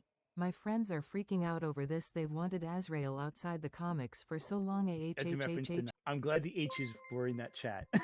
Thank you. I'm excited for that movie At too. Jimmy RR page super chatted $5. Sometimes I think I'm the only one who wants to see Bat in live action. Yes, I'm excited for but this trilogy. I'm excited thought. too. That's in regards to Nightfall again. At Racerk45 super chatted $5. Is anyone ever going to consider debating Jester Bell? About what? I That's the would problem. sooner At hold my breath and Racerk45 bang my super head against the chatted wall. $2. Yeah, seriously. Somebody show Jester Bell Metacritic. She knows it exists. She wrote for a review site. At You know? Zypher 8677 super chatted $2. Jester Bell, go watch any A24 film. It's not hard. Yeah, watch the one with the Rock. You might like that one. It seems up her At alley. Zombie Penguin 7134 super chatted $5. Chuddite VTubers are the worst. Mm. They barely have any thoughts of their own, getting audience captured in the process and signal boosting garbage. You mean Rev says racism? At user_225_CCC super chatted $1.99. Imagine what if all this yet she has a non-white BF. She has a wait. Okay. At Eustace And Giwo then last super one, the chatted pause. $2. More like female Smeagol. That's evil, but also okay. will Let's just dive right back in. I will say one last thing about Nightfall. There is This is okay. Uh-huh. Like I do worry a little bit because Nightfall is a culmination of quite a few different stories that were told elsewhere about Azrael. There was the whole Azrael comic that actually introduces the character, the whole order, how he meets the person, how he started as this wimpy kid who was, you know, hypnotized as a youth, etc. It's that's a whole thing that needs to be kind of, I don't know, introduced in this trilogy. Hopefully they do a good job. I think they'll do a good job at weaving him into the narrative. I think they'll But do. Yep, yep. I was just gonna say we should probably get on with this. Yeah, Yeah, yeah. yeah, Let's do yeah, it back yeah. in. Sorry. Nothing about it that says that it has a different writer, a different director. Even in interviews, James Gunn is always coming out and saying stuff about the film before Craig Gillespie. He has done more PR for this film than Craig Gillespie himself, who was supposed to be the director, which even to the point where I am starting to theorize that the writer of this movie, who only has like I think this is her first writing credit. She just did a short film before this. I'm Then it's not her wondering first writing if credit. James not Gunn exactly. actually ghost wrote this film. Like, I have to see it. She probably wrote But like, spec there is scripts for nothing this. about this film that says anything other than James Gunn doing Guardians of the Galaxy over again. I want to point out something real quick that Craig Gillespie also has the needle drops. They keep saying there's a James Gunn iconic thing. Craig Gillespie did I, Tonya. He did the Cruella movie, and all of those have needle drops. They all have that same thing. So I looked up the writer for the film, Anna Nogueira. I apologize if I mispronounced that. She has credits. She did most so she like her in terms of writing films, yes, her only like other credit is she co-wrote a short film called We Win. But she also wrote a couple things for like a couple stage productions as well. But she's mostly an actress, but she has been getting into Right. writing and but the point I'm trying to make is it took me no time at all to find out that no, Supergirl's not her first writing credit. It is her first writing credit for a feature length film, but she still has experience. We all got to start somewhere. I Jester. mean, I hate Yeah, to. And let's also be fair, it's a faithful adaptation of a Tom King story. So it's Yeah. adapting something that already exists, using it as an anchor point. Tom King, I think, has a story credit on the film. He's involved. So it's not just the screenwriter. They always neglect to mention it's a very close adaptation of a comic that already exists. It is weird though that it's like this checklist of things. I mean, that I they've hate got to ask use the try and- the most obvious Hold on. question. 1 second. Ryan. I was going to say nothing but media was talking. Yeah, Ryan. Yeah. Finish your thought first. Sorry, I was just. It seems like they've got a checklist of things that they go through in order to discredit the movie. First time writer is one they always use. First time director. But then, like one of the Chud's favorite films is Predator, and the Thomas brothers' first film was Predator. So if you want to say all first time writers are bad, then you hate that film. Well, what about even like the big one that everyone always thinks about, Tarantino? His first film was freaking was Reservoir Dogs, if I remember correctly, right? Like he didn't have anything. Right, like it doesn't like just because it's someone's first film doesn't mean it's like gonna suck or it's gonna have like I mentioned Girls Like Girls earlier. That was Haley Kyoko's like first screenwriting credit, so and it was good. And I mean the other as thing far as I know, I could be wrong, but the other thing to remember about these people is that they don't understand that theatre exists. So if you've written scripts for the theatre, you might not as well have written anything at all, because as far as they're concerned, theatre is not a form of it's nothing. It's a gas. Well, okay. Kyla, you can probably back me up on this one. Tyler Perry was Diary of a Mad Black Woman his first screenplay credit, right? Oh yes, for the play. Yeah, because pretty much all of he started out as a playwright, and pretty much up until like even now, I think he's still adapting his old plays to the like into movies. So yeah, he's been, and that one is not like technically his first. It was another one before that, which if anybody wants to get into the minutia of Tyler Perry, FT Signifier has a video about that for y'all. Amazing video. Like super recommend that one. Anywho, I actually need to hop on out because I need dinner, and so I might hop back in later, but I don't know. But I'm gonna hop out. Okay, well, Lizzie, thank you so much. If you want to jump back in, you are more than welcome to dive into the deep end of Jester Bell's female photo bagginsness with us. Well, I can already tell what video this is. So yeah. So We're- best of luck to all of you. Bye. Bye, See Lizzie. you, Goodbye. Lizzie. All right, My cool, goodness. cool, cool. But yeah, because I was gonna say the point I was gonna make with that is that if you look at it on paper, Tyler Perry's first credit would have been like a screenplay, but he would have had years of experience before that writing. As the point I was gonna make. And it's not even that. I mean, we wouldn't do this for novelists. We never say the debut Mm-mm. novel, therefore it must be bad automatically. You wouldn't say that about To Kill a Yeah. Mockingbird. Yeah, 100%. But 100%. it's like I hate to be the person to ask the obvious question, but because there's been this weird accusation of ghostwriting, what would be even the point of doing that? Like what would be the goal? If they wanted the guy to write it, then they would have just let him write it.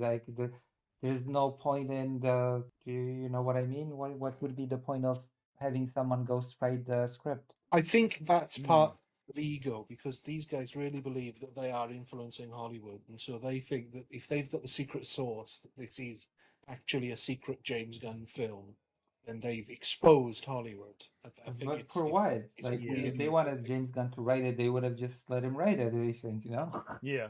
Well, that's the And they It's truth. blame. the idea of it's Mhm. the idea of being correct no matter what, of Mhm. being like and they will literally tie themselves in ideological knots where it's not going to make any basic common sense.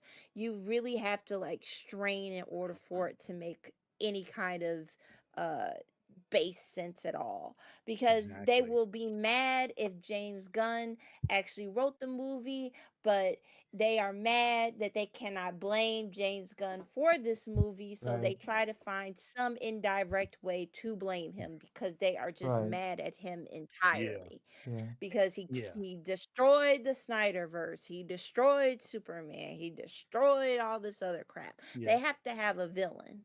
Right. And they also understand that people can have similar techniques, alike each other. Like every time they have a needle drop, it's like, oh, they're ripping off James Gunn. Like, no, needle drops existed before that. Did anyone ever watch Right. freaking Saturday Night Fever? Like, come on. Like, Yeah. and I'm seeing people in chat mention, so I'm seeing one person mention how Little Miss Sunshine was a first time writing project. So was 1138 with George Lucas, and of course Evil Dead, one of the greatest movies of all time, in my opinion. First time director Sam Raimi. Anyway, Is anybody still watching? let's just jump into this real quick. But what I'm getting at here is the blame for me was on James Gunn and him being a part of all of this, becoming the CEO when he never should have. He's not the CEO. What are you talking about? He's not the CEO of anything. He's in charge of the DC films. Excuse That's me. not a CEO. He is the CEO of wokeness. Thank you very much. It's like a department head, not a CEO. What the fuck? Okay. CEO of the And woke. so I wanted to be clear, I guess, in the beginning of my sort of coverage of Supergirl, that I'm not taking it out on Millie Alcock. She's just an actress who took a role in a movie that I disagree with its existence. However, as the press What? tour Hey, has why- gone on, as you can Why would imagine, you disagree with Millie the movie? Moore has become the center of attention, not as the star of this film, but as a person who just keeps saying the worst things, the most off-putting things in the advertisement of this film. First, there was the whole thing about how people feel they have this ownership around women's bodies, which she doubled down on and made fun of the supposed Christian dads who took issue with that. It's not what she And did. That's not what she That's said. just a lie. Yeah, Completely not at all This what lie. she is the said. exact repeat of fucking Brie Larson, where they're Yeah. like twisting her words. Cause I know what she said, where it's like they feel like she felt that because she is like people were already gonna dislike this movie or have a feel away about it because it's a female-led superhero movie, and she was like, I'm not gonna worry about the hate or anything like that or the critics because sometimes stuff ain't just made for you, that's okay and all this other stuff. But I'm just like, y'all are, yeah, and then this Yeah. nonsense I wanted to where post people are Eric the literally, Bunks who posted this, but yeah, right here. yeah, where they're like AI generating her to look worse, or one where she was in like a diner outfit, serving a burger. Like you all are literally constantly proving her point, just like y'all proved Mm-hmm. Brie Larson's point, like how you proved Daisy Ridley's point. That's why when y'all bitch and moan all the goddamn time about not having new actresses or why they keep getting the old ones or why don't we get any new whatever, like, because y'all do Yeah. this with them. And not to mention the fact that Rachel Zegler had the exact same thing done to her last year for Snow White. And like Yep. the idea, like, oh, Rachel Zegler's career is over, and then she's like in a major stage production that like gets all these awards, like Don't forget what that I same said, though. year. Theatre doesn't exist to these people, so all that success she had. Well, that's what they were saying before with Brie Evita. Larson also, because they were saying how she had no career and her career was over, and she was in a massive performance of Elektra over on the West End, I think, if I remember Yeah. correctly. And it Yeah. was a super big like thing, and it's like, well, she obviously she still has a fucking career. She's in all these fucking productions. Absolutely ridiculous. Absolutely ridiculous. And like they don't have a perspective of actors outside of the big blockbusters. You know, if they're not in a major production, they might as well not exist, you know? And it's like very, very specific. And it's always like a new main character. Every freaking. I've used this comparison before. There's an episode of South Park with about Britney Spears, where the whole joke of the episode is that basically she's publicly pressured to like do these outrageous things for the entertainment and the harvest, you know. And at the end of the episode, they joke that they're gonna do with Miley Cyrus next, and look what happened with Miley Cyrus too. You know, it's the same shit every time, new names, you know, Mm-hmm. same shit, new face every time. Anyway, let's get back to this because I feel like, oh yeah, and exactly, people were talking about Brie Larson, you know, friggin' one of the best parts of Scott Pilgrim. People love that, but they act like it's a totally different person who did that, you know. Anyway, Britney's new look. That's the one. Thanks, chat. I forgot about that one. Anyway, back to this. And said that those were the right people to tick off. But then there's just her going into this whole press tour and all of the talking points about this film, how it's for girls, how this gross movie where Supergirl eats poop pellets out of an alien. It's for girls. Are you under the impression that girls can't be gross? Like, come on. But yeah, it's like it's Supergirl is. That's what I find bizarre. It's for girls. That's bad. Like, is it? Is it bad? Like, Let this dummy keep going a little bit yeah, more because yeah. I'm trying to figure out like what Yeah, where's she her. going with this Oh one? Yeah. God, yeah. Like, oh no, it's for girls. How bad? Let's let her talk. Let's let her talk. As if that's what girls want to see, and just marketing it in all the wrong ways about how in this movie where it's about Supergirl wallowing in her own self-pity, that it's about her learning to be her own hero. It's just all been very off-putting. But then on the press tour, Oh it no, just gets even worse. her planet blew up. How dare she feel bad? Yeah. Come on now, Oh, you she know. was actually conscious when it happened, unlike Clark, who was drooling on his shirt when it happened. I'm Oh sorry. no. That I is hate a Basically. very that is the As a one of the woman. strangest arguments to make about this. Yeah, it As a makes no woman, sense. you know that women don't feel pity and they don't need to go on any sort of journey of self-discovery ever. You should know that as a woman. I can't believe I have to explain that. But I don't But know. like It the thing feels You like know what? is like, You're right. but the Forgot thing is, like, they would completely. complain she would complain if Supergirl was a fully formed Mary Sue, you know, yeah, like so 100%. yeah, but it's so like the question is, is it bad when women are perfect, or is it bad when women are imperfect? but we It's you also can't have both. You have to have like if you're complaining that female characters are not given enough conflict, not given mature storytelling, okay, that's one complaint. But then you're complaining when the opposite's true. Like you what is it then? You know? Like you're gonna get mad both ways. So what is it?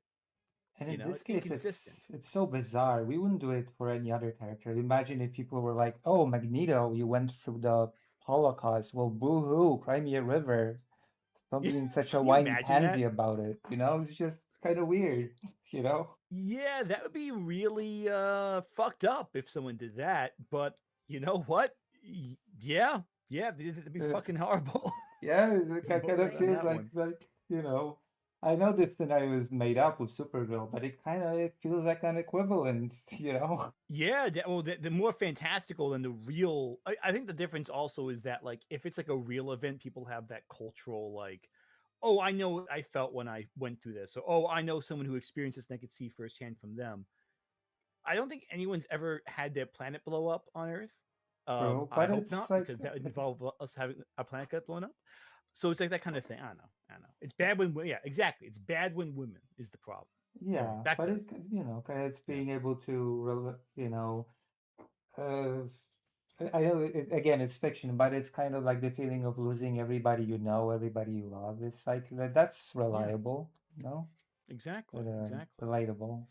So, Yeah. Anyway, back to this one. Let's keep going because it's she's too slow First, otherwise. where Millie Alcock was told by this interviewer that Supergirl is supposedly a queer icon, and Millie Alcock just leaned right into that and said that sure, she doesn't live in the binary of what people think a woman should be. Over the years, many fans have embraced Supergirl as a queer icon.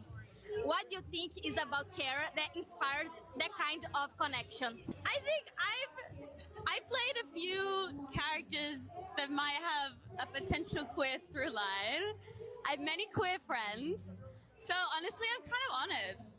I'm honored that that's happening. But I think because she doesn't live inside the binary of what we think a woman should be, that is what makes her so special and so exciting and so new. And yeah, I kind of thought that as well. I was like, she'd do what she'd want to do in that regard anyway. But yeah, thank you. Okay, so this is Yeah. a very interesting point in that Mm-hmm. Jezebel made a point, and in showing her evidence, the evidence clearly contradicted all of it. It's funny At how that least to happens sometimes, right? yeah, When the like, evidence says something totally different. completely I yeah, mean, that completely negated her point. Like, That she all was she's saying is that, oh yeah, queer audiences can relate to Supergirl because she doesn't fit the mold. Yeah, right. that's the most basic fucking thing. Like, how can anyone hear that and be offended by that? Like, yeah, an audience finds a character relatable because they can relate to some element of the character. That's not saying the character is this. It's not saying the character is embodies all these things. It's just saying, hey, you can read this as similar to your life experience. And that's it's like saying, yeah, reading an X-Men comic and going, yeah, no, as a minority, you can relate to these characters because they're an oppressed group. Whatever the minority group is, it's very relatable. You can kind of transplant your life experience onto them. And I've seen that happen a lot. yeah.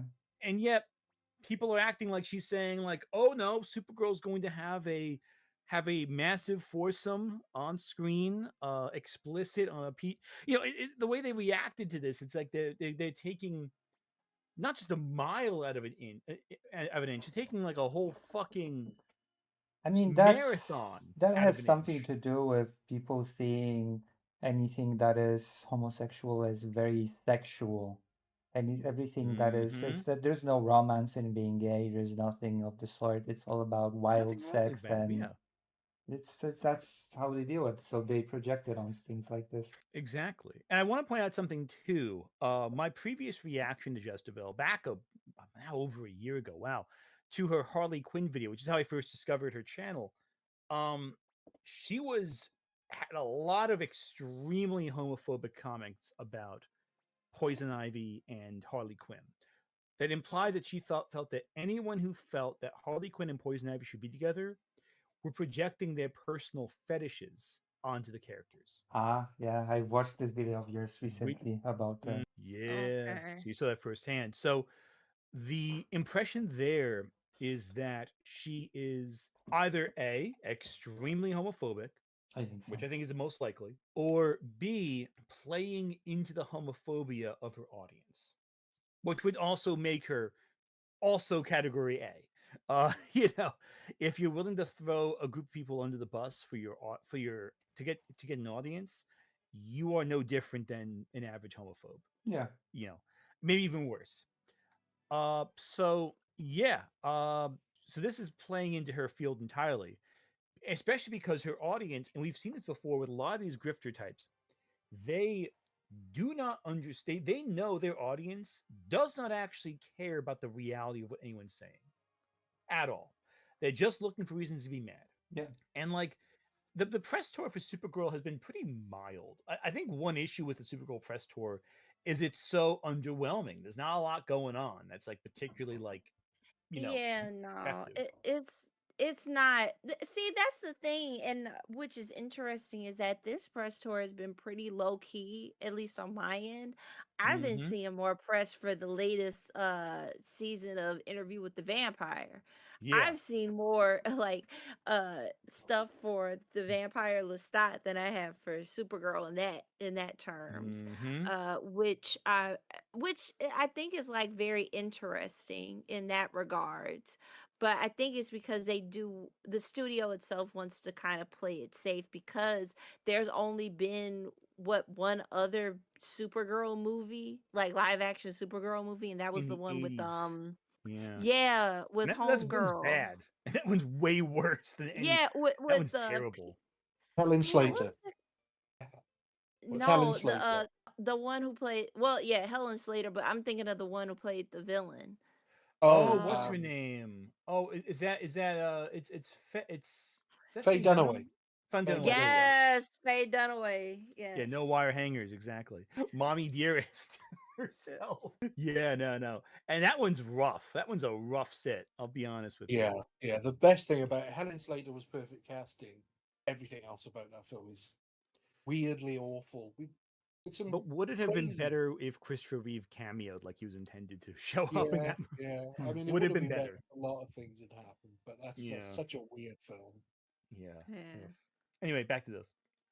This is so odd to me. This Is it? idea that Supergirl is a queer icon, this is the first I've heard about it. She's What It- Oh, the you don't have hell no is she talking friends. about? Yeah, how many gay friends do you have?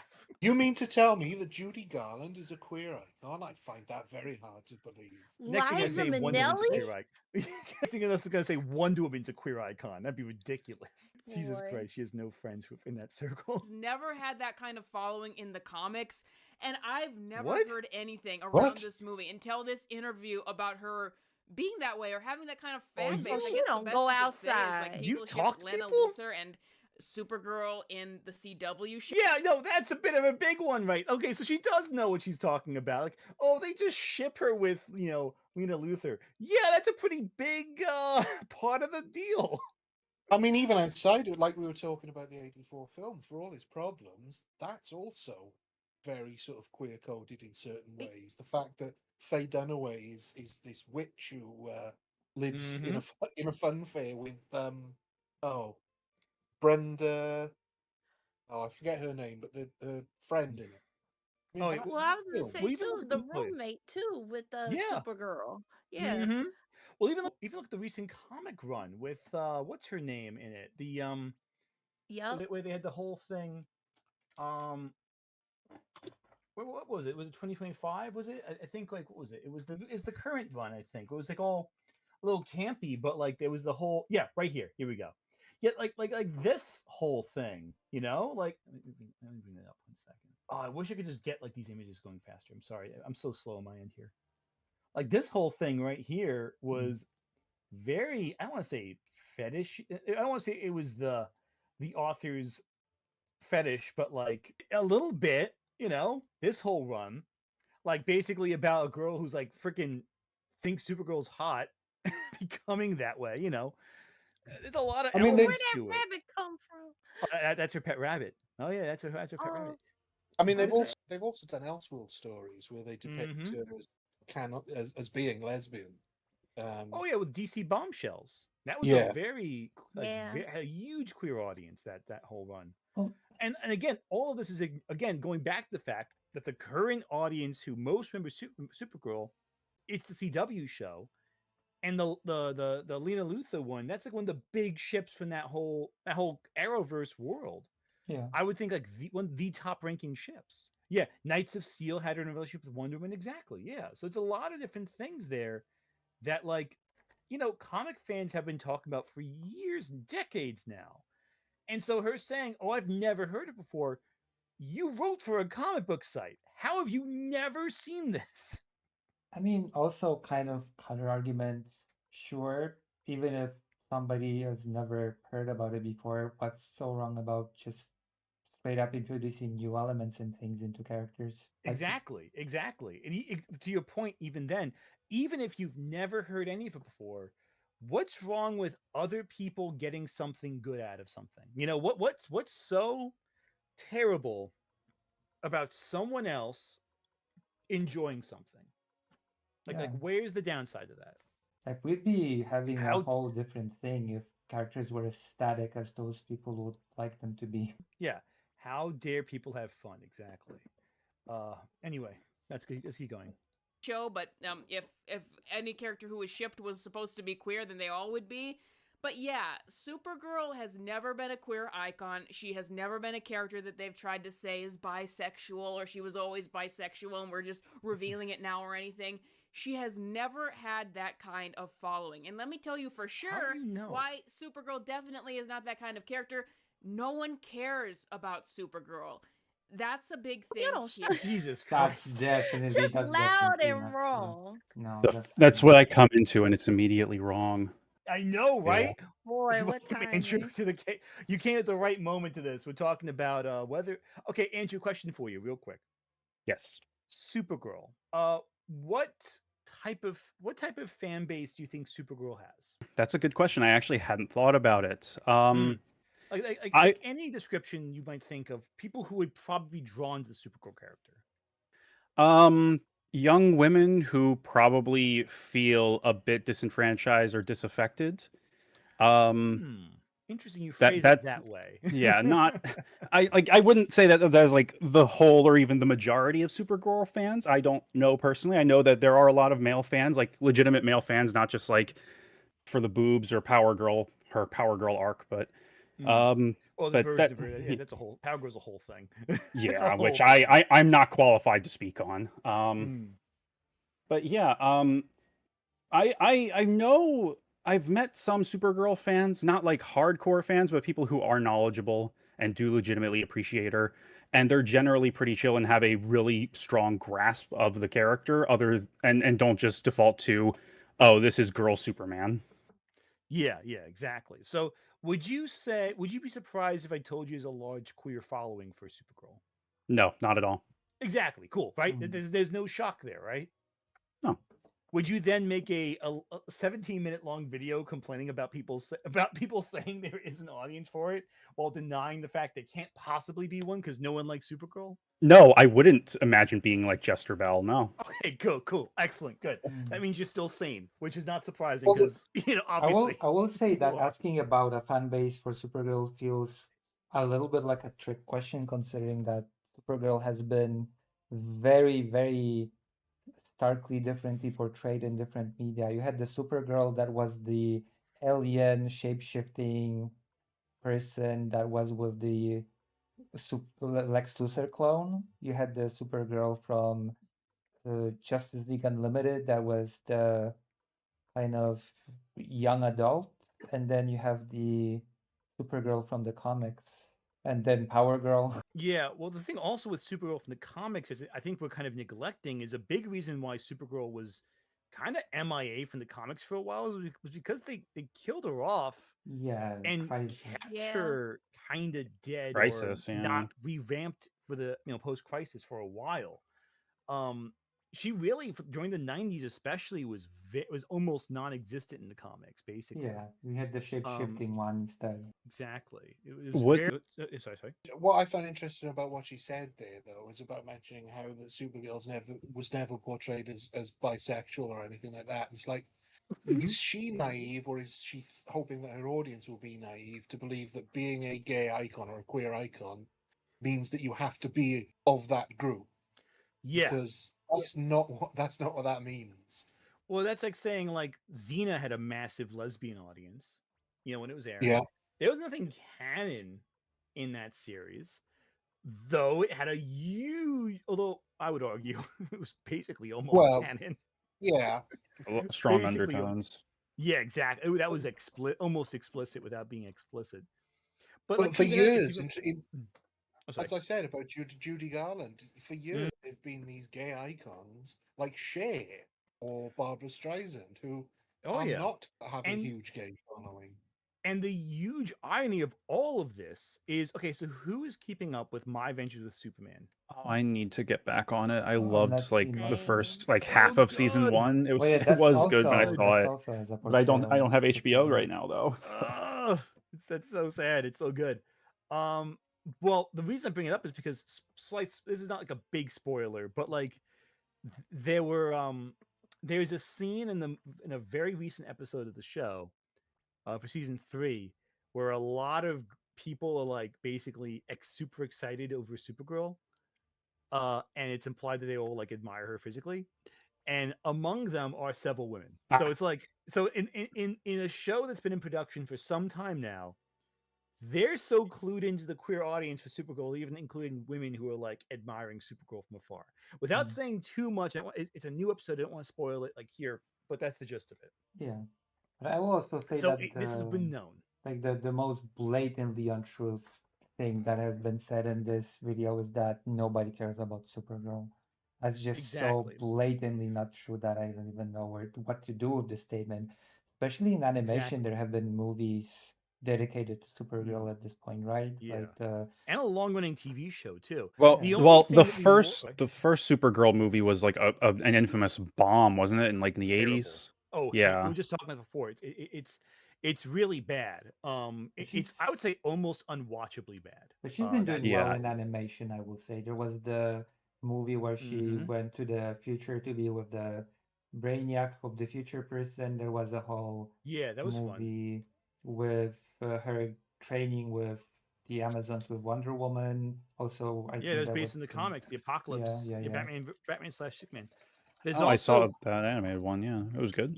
yeah, there's also again My Adventures with Superman, which is really fun.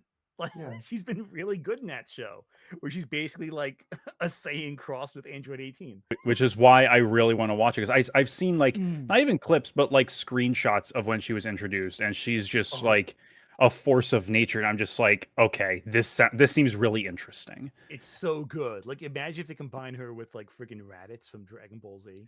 No, don't combine her with Raditz. I don't want her to be No, pathetic. but in a good way. In a good way, where it's like the Ah. role Raditz I would think play. Raditz has but, been like, done in a dirty, very but maybe good. that's for another stream. I think Raditz is underutilized and should have been a bigger player in Dragon Ball Z. I think Lord, that you gonna get started. Hit play before you get on. I will. I will always argue Raditz was done dirty in I Dragon think Ball Z. so. I think a lot of times this I think there co-opting of Yeah, so it's like Andrew. I think there is a. Have you watched Masako X's like What If Raditz like turned good or whatever his little series is called? I have Like seen I that. yeah, like I agree. I like the idea. I liked that Tenkaichi 2 had a what if where he like turned good, I think, but it's been like 15 plus years since I Yeah. played Tenkaichi 2. But Again, yeah, more I proof see of where you're what I'm coming talking from. about. See, Like, exactly. All right, yeah, that and like give me like Goku meeting Bardock. Anyway. Yeah, agreed. Okay, I'm gonna let Super Chats play real quick because some of them piling up real quick. Only a couple, but I want At MR Solar Sun 7174 super chatted $5. Anthony, what are your thoughts on the beef between and that Revolver Snake guy the first talked about in a previous live stream? I don't know about that beef. I've kind of ignored Revolver Snake because he's At not Barney that important. Nedward super chatted tiny channel, I $1.99. wanna bombard How him. about a Flintstones horror film? Yes. Flintstones horror. Let's do it. Jurassic Park with At Flintstones. Racer45 super chatted $5. I want to see people debate Jester Bell on her BS takes and how she reacts. She would never do it because she knows she has no argument. She's not going to do that. At Racer45 super chatted $2. Is Jester Bell this conspiracy minded? Yes, she is. Demonstrably. At Auto Johnny super chatted $5. This is the exact same thing they said about Rachel Zegler. Oh, to a T. It's the same playbook every time. They have nothing else. At Manic Preacher 1566 super chatted $6.71. I'm just happy Hollywood let a woman kick in an action movie. 100%. It's badass as hell. Love that. At the Waverner super chatted $5. Disney releasing Hexed. I thought witch-focused stories didn't fit Disney's brand. Unless there was something else about Owl House that didn't. No, there's something in Owl House that might have been a problem for Disney. I can't place my At finger KJ on Zana it. super chatted $5. Yesterday, Owl House, the so good. Criterion Collection announced that they're releasing a deluxe box set of Stanley Kubrick's entire filmography in October. I'm ecstatic. Oh, I'm gonna have to get that. Crap, We that talked. sounds good. Yeah, that came up on Mark's stream last night. At Oh, Eustace I Ewo love super it. chatted Oh, I $5. need to get it. If Jester Bell is put off by Supergirl queer shipping, what does she make of her canon horse boyfriend? Thinking face, I kid, I know she knows nothing about comics, rolling on the Yeah, floor that would require her laughing. reading the comics to know that. But she supposedly reviewed comics before becoming a YouTuber, so At what do Nick I know? Wolf 3885 super chatted $2. I see you're a man of culture, Raditz as well. Yes, exactly. At Otto Johnny super chatted $5. I'm interested in my adventures with Green Lantern, which is supposed to be inspired by Sailor Moon. I mean, really, isn't Clark basically Sailor Moon so far? At Mark M1575 super chatted $5. Can we take a moment to dunk on Jimmy's major fumble in the new episode? Yes, but I can't. But I want to spoil it for everyone is the problem because I don't think they're expecting that right now. But that was freaking ridiculous. Pre-existing comic book characters to say that they're queer, they're Oh, sorry. Yep. Oh, I just wanted to say real quick, Mm-hmm. especially for you and me, we better brace ourselves for when my Adventures with Green Lantern comes out for that one over there in Ethan Van Frogland to Sciver is start complaining because he's gonna be he'll like, never I shut the made this fuck up. character. He's like, I made this Yeah, character. It's all me. I did oh, he will everything. be insufferable. So just brace yourself, okay? God, I'm gonna have to make fun of that when it happens. He's gonna be so like, I made this character. It's all me. I'm the one who did everything. I'm like, okay, buddy, sure. And NK Gems had nothing to do with the character's development either at all. No, I'm surely not. Far Sector, been rereading again, by the way. Really good comic. Love Far Sector. Sorry, that's a whole thing. They're bisexual, they're pansexual, they're this or that. That oftentimes happens with the popular characters or the characters who are attached to something very popular. Like, for example, the Wonder Woman movie comes out, super popular. They start to say that Wonder Woman was always bisexual. What you call it? Spider-Man Far From Home was coming out and making over $1 billion. And then there was a movement then, I'm not sure people remember, to say that Peter Parker should be bisexual. Or Lord, wait a minute. I don't remember that, but I wonder who was this accountable is the for deep that one. I've never heard people say that about Far From Home. I remember people reading Peter as trans in Homecoming because of the whole Penis Parker thing, and I was kind of shitty at the time and pushed back against it. But now I get it. Also, but okay, so Kyla, should I talk about deep lore or should you? Oh man, go for it. It's your hey, I was there for it. And I know exactly what she's talking about, but go ahead. All Is right. this about Let's this see, about the let's see if it's actor still of live. Spider-Man talking about how Oh, here we go. Yep, there we go. No, this is some oh, deep he lore got it. for all of y'all. So dear. you guys may remember that I've written for CBR in the past, and oddly enough, around the time that Far From Home did come out, an article was written by some guy on CBR talking about it. Would now, mind you, I did not pitch this article. This was an SEO driven article that I just volunteered to write. I didn't pitch it. Someone else did. An editor probably.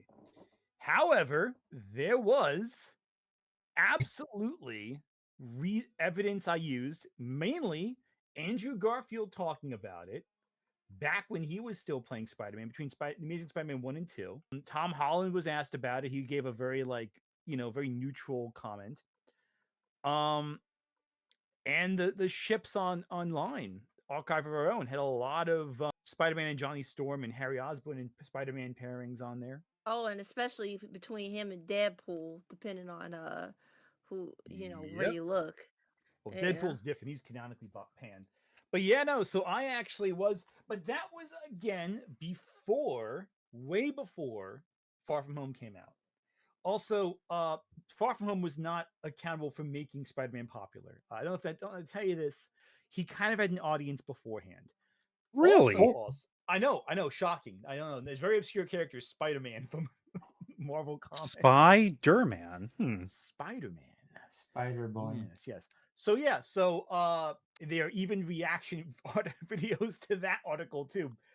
Anyway, but the point is, so I've had people pissed off at me for over a decade now. People get angry at me online today.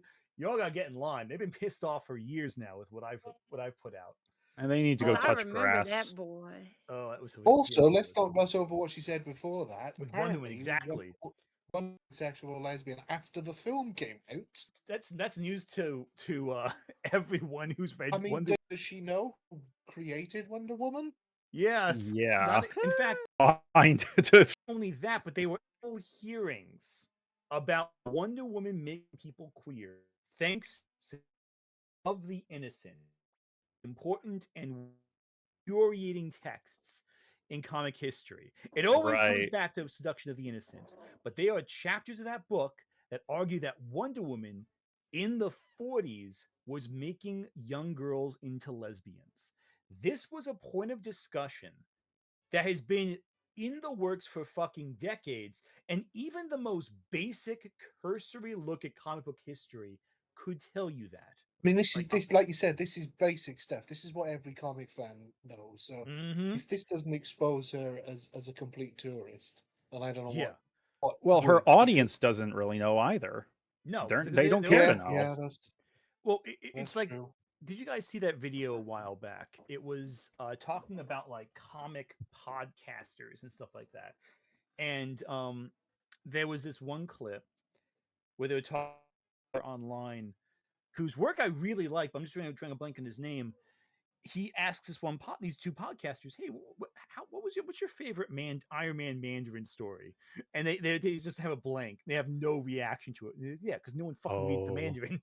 No one cares about the Mandarin. There you go. There's your proof right there. And it's like a lot of these influencers online, they talk about comics but don't fucking read them or have never read them in the past, and talk about what the Wikipedia articles tell you.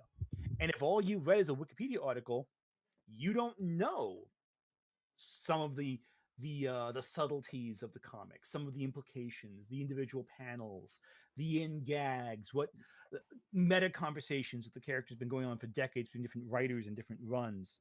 The emotionality of the story. Exactly, That's a huge one. Hell, Like I'm a yeah, huge Kingdom Hearts fan. When Exactly. before the HD collections, this whole story was scattered. There were story through wikis, and it wasn't sticking because Kingdom Hearts does not scan in plain text summaries. So like having to actually like parse all of that between people who only know half of what's going on or barely have an idea of what's going on in these winding like episodic narratives, comic knowledgeable than the people they're trying to preach to. Exactly. And And if I would, Krim was I on would, this, I was going to say one thing real I quick. just, I'll say, cut you off yeah, there. I was just gonna say I would be remiss if I didn't point out when Organized Chaos debated Eric July, and Eric July didn't know 15. Amazing Spider-Man. Amazing Fantasy 15 was the first appearance of Spider-Man. Oh God, that was hilarious. And he had to wait for someone in chat to tell him about it. No, but I'll tell you this real quick too. If Krim were on this chat, he would be pushing another example of a queer ship in comics that most people don't know about. Tim Drake and Connor Kent. You know, that's a major ship in comics that never is canonized, even though Tim is now bisexual and John Kent is bisexual, not Connor Kent. Wait, John Kent. Tim Drake and Connor Kent? Well, Yeah, that's a big Bone. ship. Yeah, the first Superboy, the main Superboy from the Oh, the that Raven, one. yeah. Okay. But that's like a major ship. Not in the comics itself, but it's been teased several times. And even Kitty Pryde with Magic for years was shipped in the comics, especially in Excalibur, but not in like the. And now Kitty Pryde's canonically bisexual, and it's implied Magic is, I'm pretty sure. But that was teased for decades beforehand. So I mean, it's like pre-internet, Wait, people hold were on. shipping. Isn't Magic Colossus's sister? Yes. That opens a lot of yeah, interesting Oh yeah. speculations about Kitty Pryde and her. I don't know. Well, because He's there's drawn to the moments in the comics family, where I they sleep in the guess. same bed. They're cuddly. They're very affectionate, and there's some implication there. No, And I now feel like canonically, it more Kitty Pryde is implies bisexual. about her being drawn to the Rasputin family in particular. Oh yeah, because she also dates Colossus canonically. Yeah. Too. Anyway, back. And none of this. Oh, sorry. I was just gonna say none of this is new because people were shipping Kirk and Spock, Holmes and Dr. Watson long before the internet came about. So long before. Yeah. Anyway, back to this. So let's keep going with this. He's bisexual, or he could be bisexual. Like these people who do this are insecure in themselves, and they want to Deeply latch insecure. on to something popular to declare that it is just like them. so that they will validate themselves, and to co-opt something popular to get it out there to the most people, so to speak. That Okay, so again, it's the gay people taking over the Right. media. What's the Co-op. co-opting Oh no, exactly? it's the gays. We What's can't the allow the gays what TM to is take over our what is being co-opted exactly? I have no idea. She's completely out of like, and again, like it's implying like it's a deep set insecurity in the people involved doing it. Like, no, it's just people want to think it makes sense. You know, it's like when people are reading comics in any relationship and reads a certain way, and they ship it. You know, it's as nothing. Like there's tons of people, for example, who read into different connections with characters and find something there. Again, it was between Batman and Catwoman. Originally, that was not canon. It was fans pointing out Batman and Catwoman had good chemistry. And over the years, those fans became writers, and that became the writing of the character. Like that's the All right. example right there, you know? Whereas something like, say, forcing Harley Quinn to be with Deadshot in the Suicide Squad comic back in the New 52, that read as inauthentic.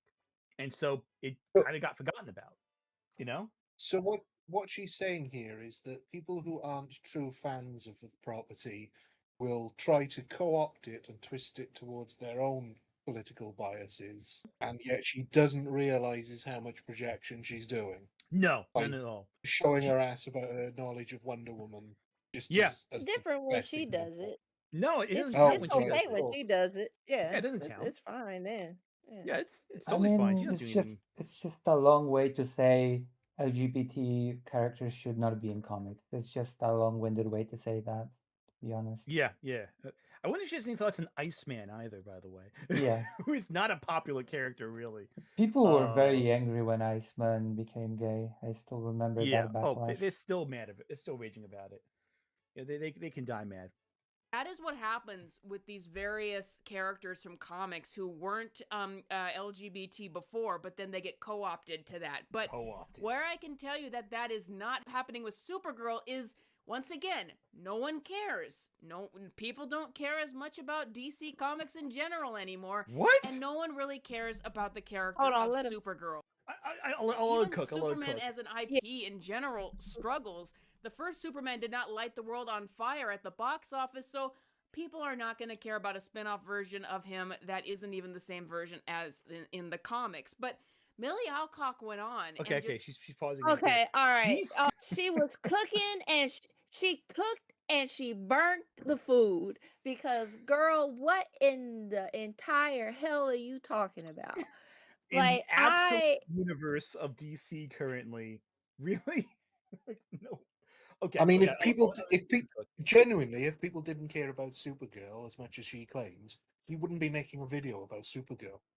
True. Yeah, they wouldn't have been how many seasons of the Supergirl show on TV? Well, and just the reduction of the character to being like, oh, another version of him, but like that, like that That is so is wrong. so, yeah, it's so wrong. It's so regressive. Just like that, that shows me that not only do you not really care about the source material that you're talking about, that you're supposedly trying to, I don't know, protect or something, or show Mm-hmm. like, oh, they're ruining the vision, but that you're just absolutely full of it. See, I it's stuff mean, like that where I'm gonna have to go in like a minute, but I will say that this is a perfect reminder of why I typically don't go at like or deal with people like Jester Bell, and it's because I genuinely don't respect the thing that has come out of her mouth.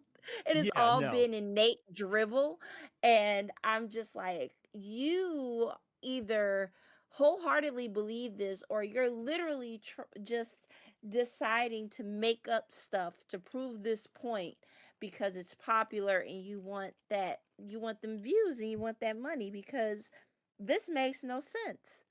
She used to write for a comic review site too, which is more where she What? focused on Batman comics. Yeah. So her before becoming a YouTuber, I did a whole deep dive on her a while back. She wrote for like I think it was batmannews.com, something like that. And she was reviewing comics, Batman comics That specifically. So her saying that DC man is with a wild. dash, I know, right? It's Yeah, right. But like like That like Bat Dash man. Dash man.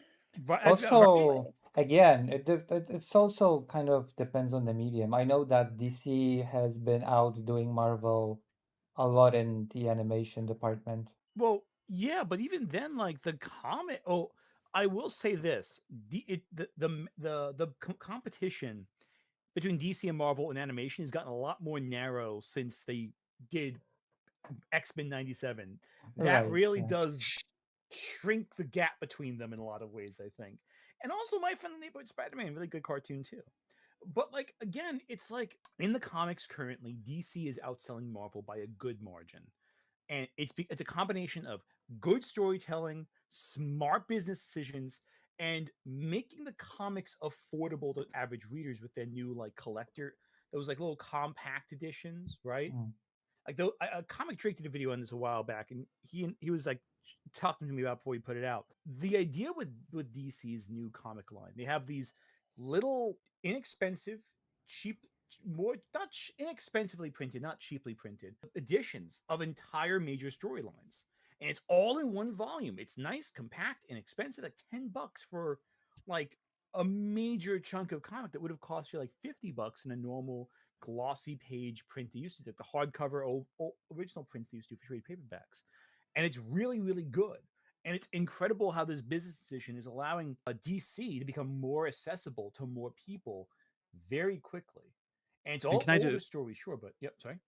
and can I just say, like, so I haven't picked up like any comics in several years, Mm-hmm. like since like long before like lockdowns actually. Mm. And even then I never got individual issues. I just got trades and I was Yeah. very choosy. I mostly got DC stuff because there were a lot of very easy jumping on points. I did not need to know much background with like New 52 Batman #1 and like the Court of Owls story or anything like Mm. that. But I was like, all right, well, let me jump into Marvel. And I started with like the most recent Spider-Man #1 trade. It was the Parker luck. So right after Mm. Superior Spider-Man. And it just throws you in and is like constantly saying, like, hey, if you want to understand this, then read this issue of the Fantastic Four and all this stuff. And it's just like every other page almost felt like an advertisement for back issues or other books that were running concurrently. Whereas the DC stuff, there were crossovers, obviously. Like I read what was it, Future's End? Mm. Terrible Oh story. yeah. They Yeah, did it's Terry rough. dirty. Yeah. But the point is, like, I could jump in to like any DC run I wanted at that point and I would have been fine. Whereas Marvel, I felt like I had to do homework. Well, the problem also with the runs is that it feels like every writer's run feels like a fresh start in the character with a lot of DC stuff. Not every time, but a lot of the time. With like, I'll say this: like with when reading like the Fantastic Four, I just started reading rereading the what was who was it who was doing it back in the 2000s? Oh, I'm drawing a blank on the writer. Oh, famous writer too. Driving me crazy. Anyway, it starts with a little PR issue, like kind of going, "Oh, why are the Fantastic Four popular?" And like a PR guy going to going to the Baxter Building and following I mean, the we Fantastic are Four for a day, and it humanizes all the characters very quickly, very effectively, and it just get yeah, Mark Wade. There we go. Thank you, Mark Wade's run. Thank you. And it gets you right into the story so quickly, so efficiently. You're like, okay, who are the Fantastic Four? Well, they're a family. They're adventurers. They're explorers, and you get like a good sense of who they are very quickly. I mean, But again, there you go. with comics, we're kind of touching upon a problem that both DC and Marvel has, namely that the story is not really. It's in the beginning of Marvel and maybe DC, the story was kind of allowed to progress. Like Peter Parker went from high school to university, his life actually progressed. There was a continuous story to it, and it's not really allowed to happen in like Please don't make superhero me think comic about books. don't make me think about how Spider-Man has not changed as a character in years, but somehow the comic book storyline for Spider-Man is now devoted to showing how Norman Osborn can be redeemed. I'm nostalgic for when Norman Osborn was a bad guy in the comics. Right, but Yeah, it's and the thing is like too, I want go ahead. yeah, Sorry. I feel like it's something that the movies and animations are more willing to do. Like even the Marvel Cinematic Universe is just kind of willing to move the story forward. That makes sense. It does. And the problem also is status quo is king. Like a big complaint about superhero movies is how the status quo never changes at the end. Well, in the comics, it's 10 times worse because any changes you do get eventually will be changed back. Yeah. A Day is the cruelest example of this. Honestly, everything with Civil War is a cruel example of this because it all got revoked when they got bored of writing the storyline, basically. Yeah. Like Anyway, a I'm gonna lot need of some those super. stories would have been really meaningful and impactful if they were Yeah, allowed to ended. stick. Like even like the Superior Spider-Man storyline was pretty good, but then it feels like Hmm. filler now. Well, I mean, it had a story Also, with a beginning and end, but still, I hear you there. also, real quick before you start playing those super chats, I'm gonna dip. Thank you so much for having me. Oh, thank you so I much, Kyla, hope for being on. y'all, yeah, I hope you all have fun and try not to let all your brain cells die watching this girl. All That'd be right. very difficult. I I will can't not do that. internalize anything. All All right. right. I'll see you all later. Bye. Have a good All right, one. have a good Bye. night. Bye-bye. All right, let's let some super chats play real quick. A few have been piling up. Not too many, I don't think. Oh, welcome. Oh, thank you as a member 15 months. Oh God, Jester Bell. Fair enough. At Revenevan 300 super chatted $4.99. I remember when Peyope were making videos saying Peter was gonna be a Carol Danvers simp based off one line in the FFH trailer. Oh God, yeah. Such unserious people. So unserious, not even funny. Hi, Wave. At the Waverner super chatted $5. Hollywood discovers this huge online phenomenon to adapt, even more popular than the Backrooms. It's not just huge, it's Omega verse. Oh God, I fear the Omegaverse with movies. That'd be At terrifying, Olivia but underscore inevitable. Williams underscore purple underscore fairy super chatted $1.99. Projecting much Jester Bell. Exactly. Always projecting with her. Always a projection.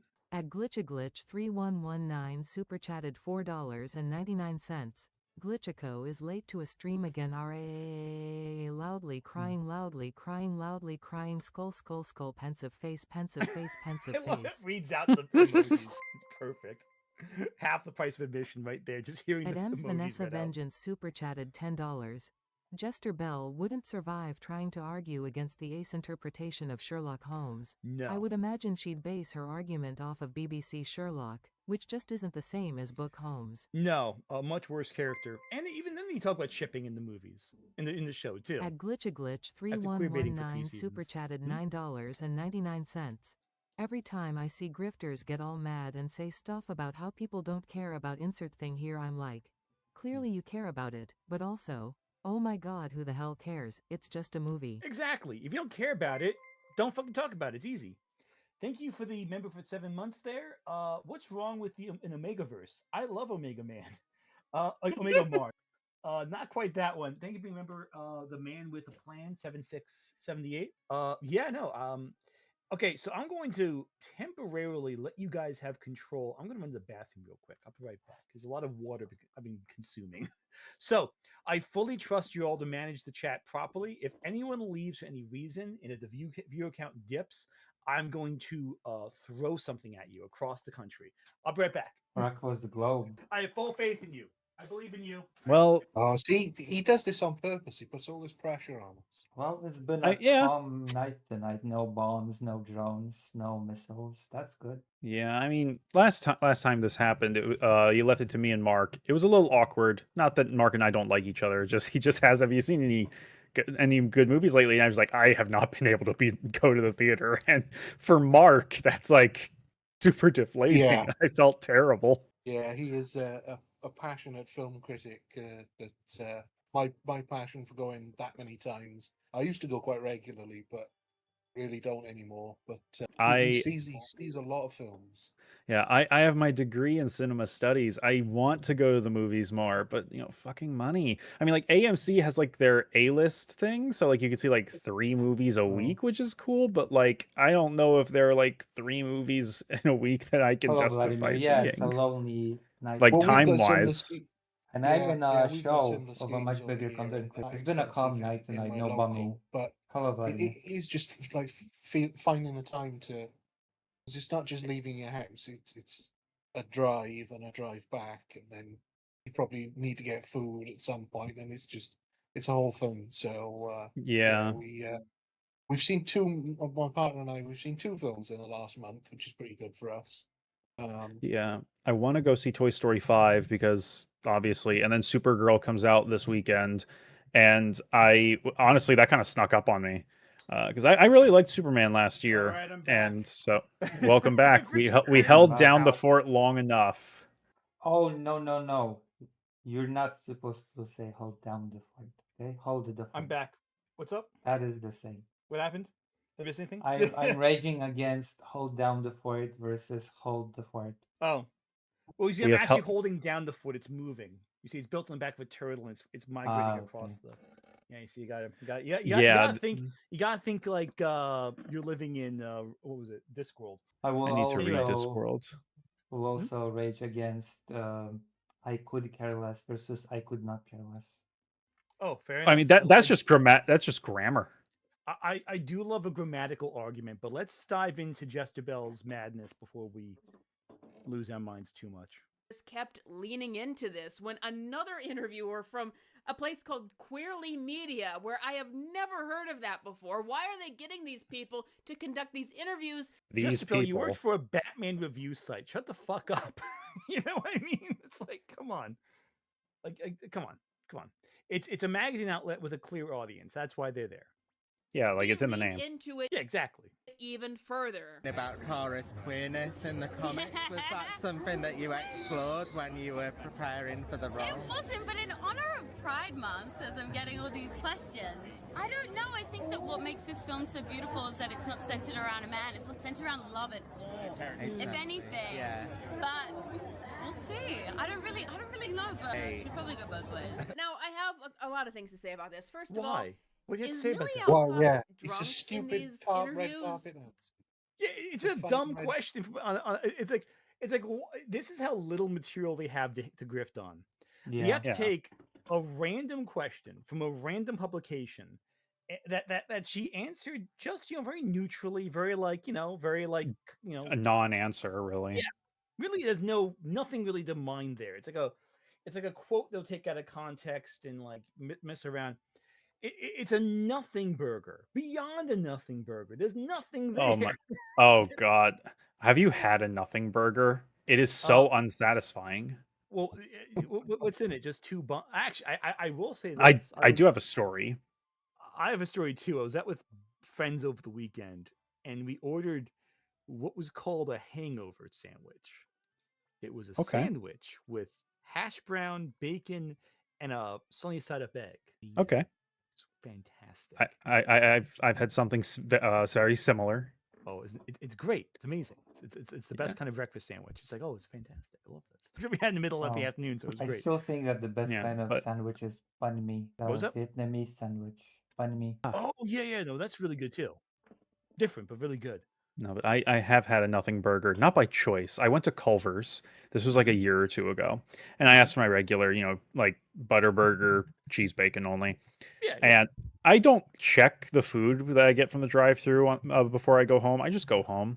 Yeah. Of course. And this time, this served me very poorly because I get home, I give my partner at the time her sandwich, I unwrap mine, and they gave me just bacon and cheese on it because there was no patty. It was a literal nothing burger. That Good is advice. evil. No, A bit that's of advice for you, terrible. If that happens again, what you need to do is you need to take that nothing burger to a chud, and they will make an entire meal out of a nothing burger. Yeah. Oh give my it to God. Jezebel. She make a whole freaking like lasagna 7-course dish out of it based on how much she's dragging this nothing burger out. What would I get if I brought it to Shad? Oh God. You would get if you bought the shad, God. You probably get a novel out of it. Or that or and, the quartering. Oh god. oh, I'd the probably get an quartering- encyclopedia out of it. bizarrely, the quartering might give you next to nothing out of it. he might just give you multiple nothing burgers. Is the problem. Well, Shad at the least is good at like the dragging out a quartering conversation. will first try to sell you his coffee. Yeah, no, he will. I just don't sell you a like bag of coffee though, Jeremy. He'll be like, we're gonna drop lift. We totally make the beans. We're not just renting it out. Oh god, yeah. Also, Well, at enjoy least my you. racetrack. I spent $10,000 building it in my My backyard. God. Oh my God. Well, at least you know you wouldn't get coffee from Shad. No, yeah, no. Shadows take you to his castle in his swamp that sinks into the swamp.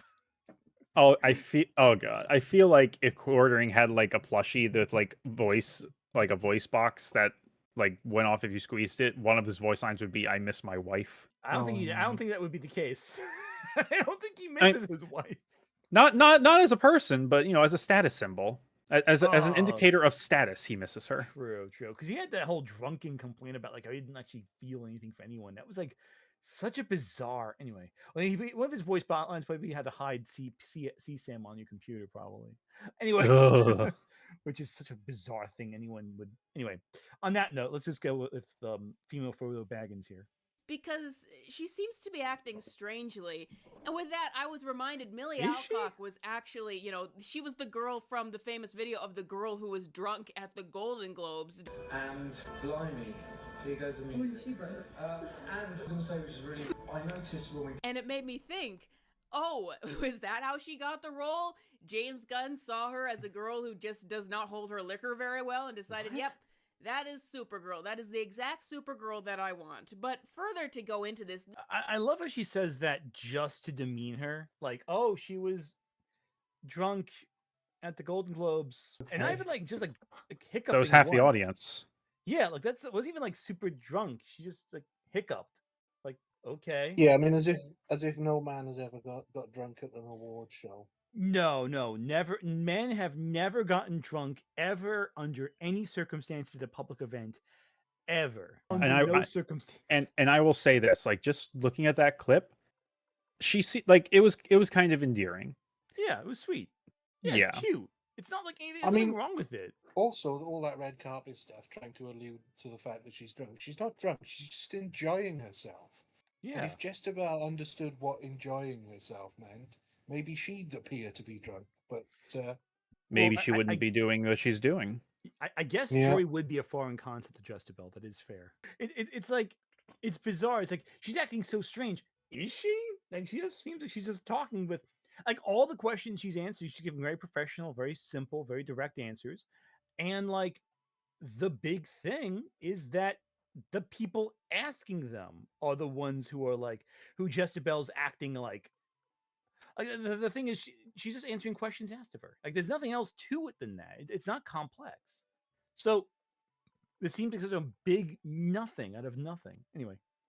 This is just the most off-putting marketing campaign where it's leaning into all the things that have been turning off audiences to these films. First of all, the way she keeps leading into this supposed idea that Supergirl is a queer icon when that is straight up coming out of nowhere, and I think it's coming out of nowhere just to bring any kind of attention on this film. Like, she says that it's a special film because there's not a man in it or something like that, and I don't know if she means it's special because it doesn't star a man and this is Supergirl, or if she means that it's special because Supergirl does not have a male love interest and... You showed the clip. She says there's no love interest in the story. It's not about a love story, which is why it's special. That's why, like, your own evidence. Okay, here's the thing about Jezebel that annoys me too.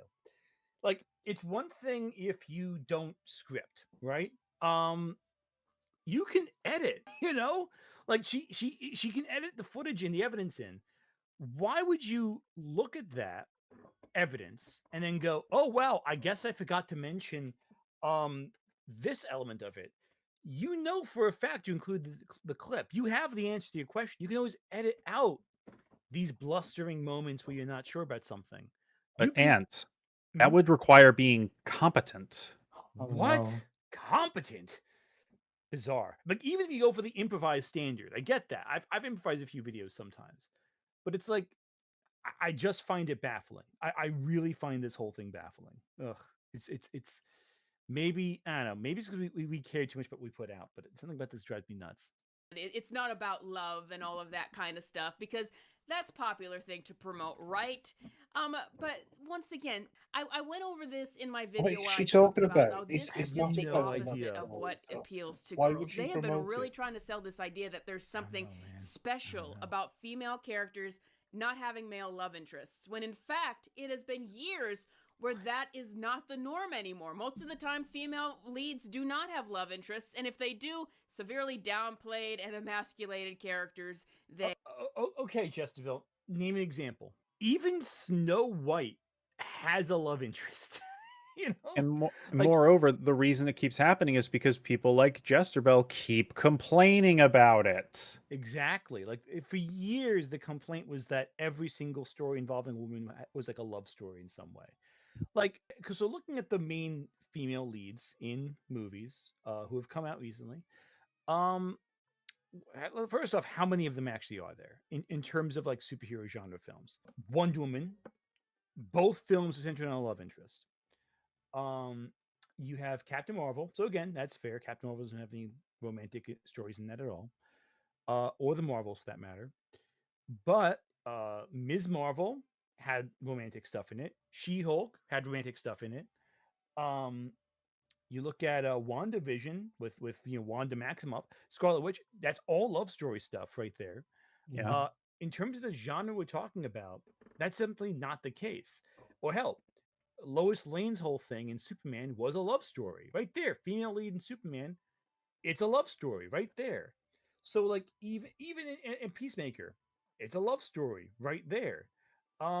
Even Creature Commanders, there's the whole Lady Frankenstein thing. Like all of that is romantics or have a or either romance or anti-romance in all of those so far with DC specifically. So it's like none of this makes any damn sense. It's all really stupid. All of it's so stupid. She's just rambling out of her ass because it's the talking point with well with Snow White they said this Snow White doesn't it's not she's not doing things because it's a man doing it. It's all Snow White recycled talking points. That's the problem. Um, Black Widow, I guess Black Widow also, but Black Widow had tons of romantic storylines in the Marvel universe before that. So it's like none of the Ray and Kylo exactly. There's a romance there. It's just stupid. She-Hulk and Daredevil went hard in that show. Well, Daredevil was a little slut. So let's be perfectly honest. Daredevil's a little slut. Matt Murdock was a very lucky man. Matt Murdock gets with everyone. The guy sleeps around a lot. I wouldn't know. I only I've only watched the first season of Daredevil. So well he gets. There are a lot of people he ends up with over the course of these things. I think She-Hulk was like the third or fourth person he was with, if I'm correctly. Definitely the third, because with Elektra and Deborah Wolf's character. I'm drawing a blank. Karen Page. Karen Page. There we go. Thank you. I drew a blank. Oh, he got with Karen. For a second there. Oh, damn. I mean, I don't know if I'm ever gonna watch it, so you're fine. It's sorry if I spoil it. It's fine. And plus, here's the thing too: is like I don't know the context. So what did you really spoil for me? True. Imagine Chuck Tingle monster. Oh God, by Guillermo del Toro. See Chuck Tingle doing that. Anyway, but the point is, like these characters all have love interest. Hell, fucking Jessica Jones. Almost Jessica Drew there for a second. Right there already. There's a story right there, and it's like all these characters do have female love interests in comic books, especially. So, Jesterbell, what the fuck are you talking about? Also, if I remember correctly, like wasn't the whole I don't know, like did these people complain about that not being the case anymore, and yet they still kind of push for this norm where that should be the norm at the same time? Yeah, well, that's the thing. It's like, sorry. I was just because they want to have their cake and eat it. Because if they don't like romance stories in their comic book films either. So you can't win whatever you do. Yeah, you're damned if you damned if you don't. And like the thing is that I find so bizarre about this, there is no romance in the movie. She's with no one. So all of this discussion about how Supergirl is or is not queer, which by the way, she's never said the character is bisexual. She just said, "Oh, I can see why people can." She doesn't fit into the binary of how these characters are usually written, which is even there to just say she breaks the mold, the most generic sentence possible. Our female character breaks the mold. The most generic statement you can make about a character.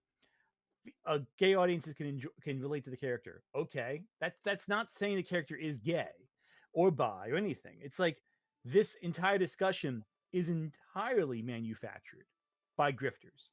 Oh yeah. They're getting mad over literally nothing, like nothing I mean, if you whatsoever. were to say, to be a little bit candid and mean, it's just because they don't really have anything else going on. They don't really have any Yeah. discerning talent. It's all about, bills are due. We gotta Hmm. do the anti-wokeness, quote unquote, grift. Yeah. And I mean, the reality simply is there's not a lot to talk about with this movie. That's the bigger issue. If you really want to get mad at something, be mad at the fact there's not a whole lot of meat to grab onto with this story. Outside the Tom King story, it's a very tightly written narrative, sure, but it's not like it's super. There's nothing in it that you true. typically will talk about in the It's context of like, true. But in this case, it yeah, doesn't even, the meat doesn't matter because this person has betrayed her game at the very beginning when she said, "Oh, I don't even have anything against the actress. I just, I am against this movie existing, period." Which I mm-hmm. think, you know, And she's been talking about like Supergirl for like 6 months now, basically straight. Uh, and there's so little to talk about. How do you really mind that conversation? You attack the actresses. That's what works with Super Snow White. That's what works with everything. They always attack the actress involved.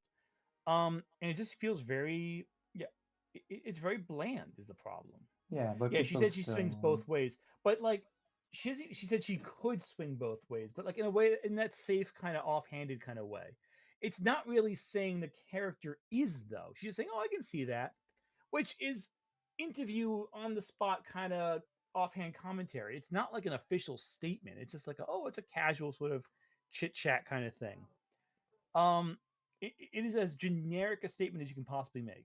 It's not saying anything. Anyway, they are. So to celebrate this film, you know what's really special about the Supergirl movie is that it doesn't have a man in it. There's no male love interest. And I love how it's just so blatant here. The celebration supposedly is, if Kara was to have a male love interest, that would be objectionable. But if Kara is, maybe swings both ways, as Millie Alcock says, and is maybe open to all of this, then that is the admirable thing. That is what we would strive to see in a female character. And I suppose a female character, being open, swinging both ways rather than having a male love interest, that is the more desirable thing in writing, right?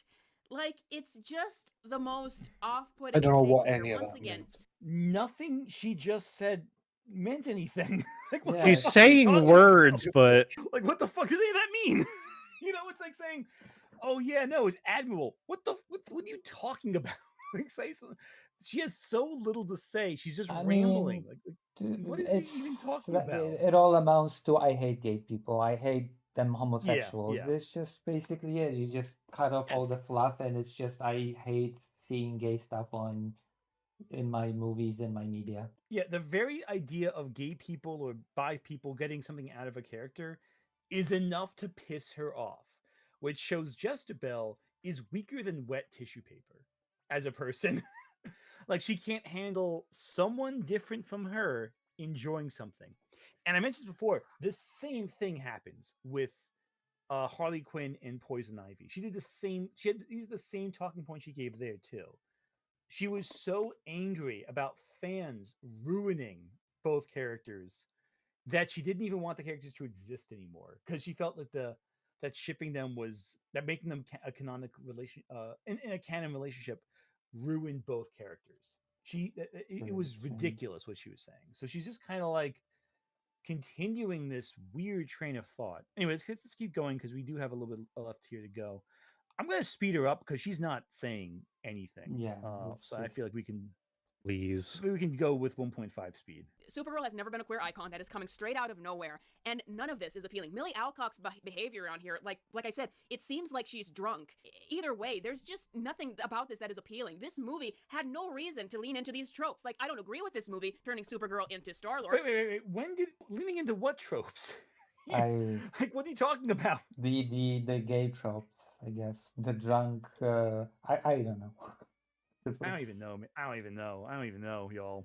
I thought it was embarrassing in interviews. James Gunn is talking about making Supergirl into Starler, making her this anti-hero, and it's not altruistic by Superman is somehow original. When this is most of superheroes. They're cynical. The people behind the scenes do not believe in traditional heroism, so they have to give this. This is all I'm a James Gunn's guest on ever a done. I don't know why he show thinks that of this a is original or media gonna pass as that. You know, commentator. appeal to tradition. Yeah, appeal to tradition, exactly. Also, is she unaware that it's a Tom King story? Like it's based on a Tom King comic, like almost shot for shot the Tom King comic. Is she unaware of this? I just cannot respect this argument, quote unquote, of oh, it's never been like this. It has never been like this. It was never supposed to be like this. I mean, okay, but it is Yeah, now. yeah, and even then, like it's literally based on the comic, like a specific comic too. So it's like it's not even like an obscure. Oh, we're just making shit up. This story is directly adapting a comic. So it's like, what even going off of, y'all? I mean, that's true. But yeah, like I said, this movie was already yeah, toast. No one wanted it. There's a severe disinterest in superheroes now. Supergirl in particular was never going to sell, but Millie Alcock in particular has just become the most unlikable face of this movie. And you know, cackling, I guess, about how there's no man in this movie, there's no male love interest. That's not going to endear anyone to the film. Like I said, this is something that they do not want to admit. The majority of women out there like men. I know that people don't like to hear that, but it's true. And the majority of women still are the audience for romance out there. So actually, and I said this again and I'll keep saying it, the removal of romance from female stories in Hollywood is actually making them less appealing to women at large. Meanwhile, there's nothing that they have done to make this appealing to men. This whole Supergirl is queer and she doesn't need a man and that makes her story so much better. Do you think that is going to make male audiences flock to this movie? No. Yes. Come on, you dumbass. I mean, the point is not even. I don't even like how how she twists the thing that was said about the no man lead and no love interest. It's not about the character no needing no man or whatever. It's about there being more different types of storytelling than just one archetype. Yeah, exactly.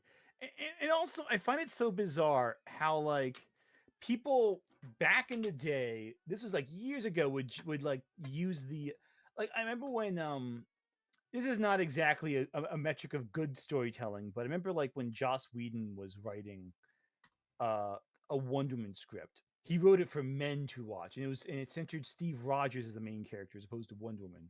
So like, if we cared about, oh hey, what's going on there? Oh man, amazing amazing Spider-Man. If you haven't seen his stuff, it's awesome. Watch that right there. Supergirl's woke propaganda. My wife left me. Yeah, no, exactly. What's going on, PSM? Oh man. Oh man. No, but like this is what it feels like with this nonsense. It's like okay, actually, no, you're not derailing thing. Actually, okay, so we have concluded here so far, based on what Jezebel's done so far, that she doesn't understand the freaking audience. That's the problem with this. Like she's talking about Supergirl despite having no understanding of the fan base, acting like Supergirl's a very unpopular character, not trying to understand the character, taking quotes out of context and extrapolating them, and acting like she knows what's going on. And it just seems like that's the kind of metric that we're dealing with here. And I think we've seen enough of Jezebel, so I'm gonna put her aside for a second. There is one other creator I want to talk about here. Unfortunately, who is it? You're not gonna like this one either. I guarantee. Oh dear. Yeah, no, this is where unfortunately we're not gonna watch the whole thing. Okay. This is an older video. The New York results are in. Press swirl. You know, all these controversies. Oh no! I'm so sorry. I'm Oh so sorry. no! Is it the critical? I can't believe you do this to me. Oh yeah, I I'm recognize. gonna let some super chats play. Let a couple super chats play first, but But yeah, no. We'll wrap after this one. At but Mike yeah. Manhattan 93 super chatted $2. F the big two. Image and Dark Horse for life. Image and Dark Horse for life. Oh, forgot about Claire. Yeah, that's right. Forgot about that. Yeah. At Otto Johnny super chatted $2. Don't forget Claire Temple. I forgot about Claire from Daredevil too. Yeah, Matt definitely slept with her too. At Nick Wolf 3885 super chatted $2. Picture JB reciting architect speech from Matrix 2. I can see her saying it and it being even more garbled sounding. At Kate Cast Reviews super chatted $1.99.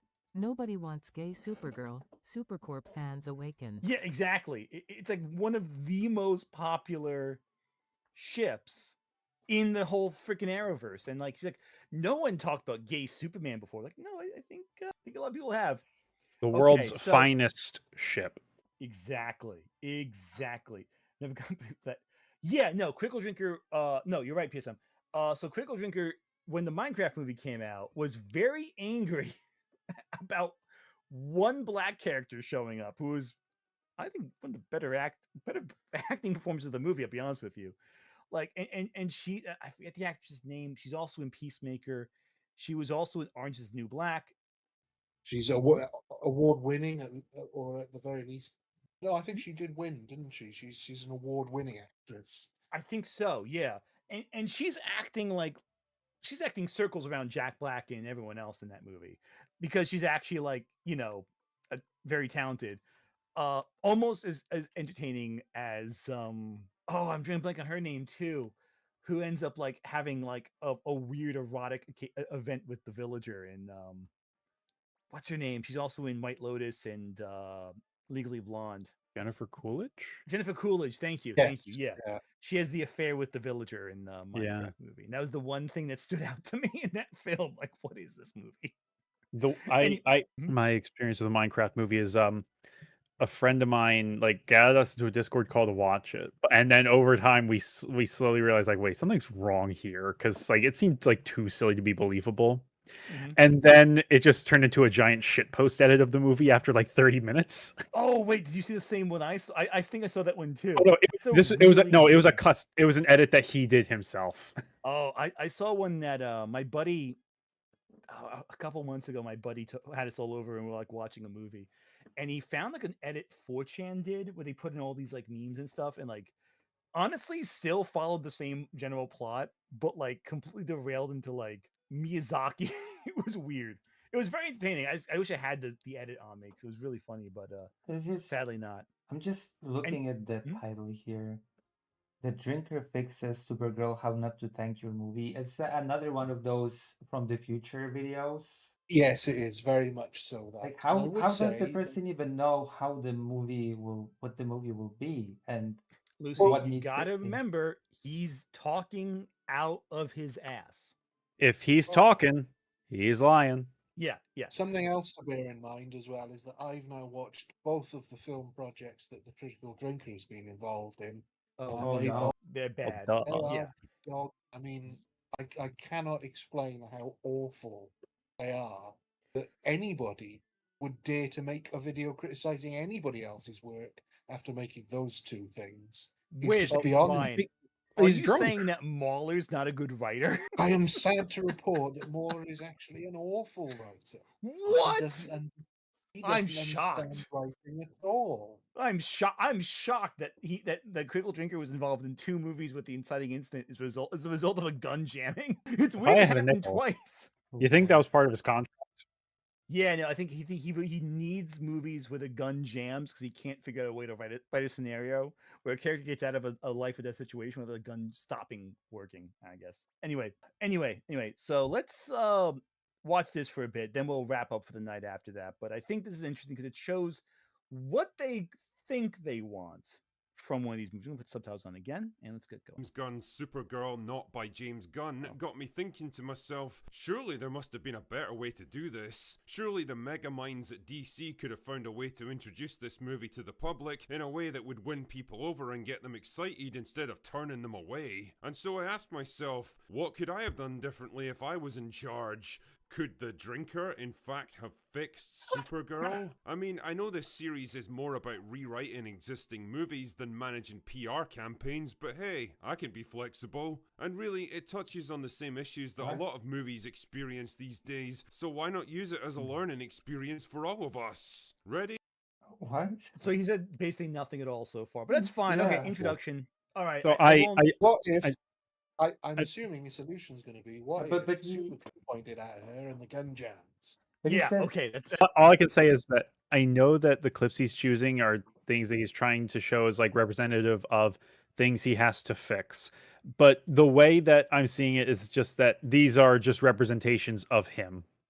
Right, but he Okay, made so two I would argue widely. this is his generic collection of clips he just uses as Yeah, on occasion. I yeah. don't think Based there's any on thought Maybe. behind them. There's also a different based problem on with this whole intro thing, because he said two very different claims back to back, and he seems to be to think that they're connected. First, he said that how could I have presented this movie as not to turn people away, which is not a problem with the movie, it's a problem with presentation of the movie.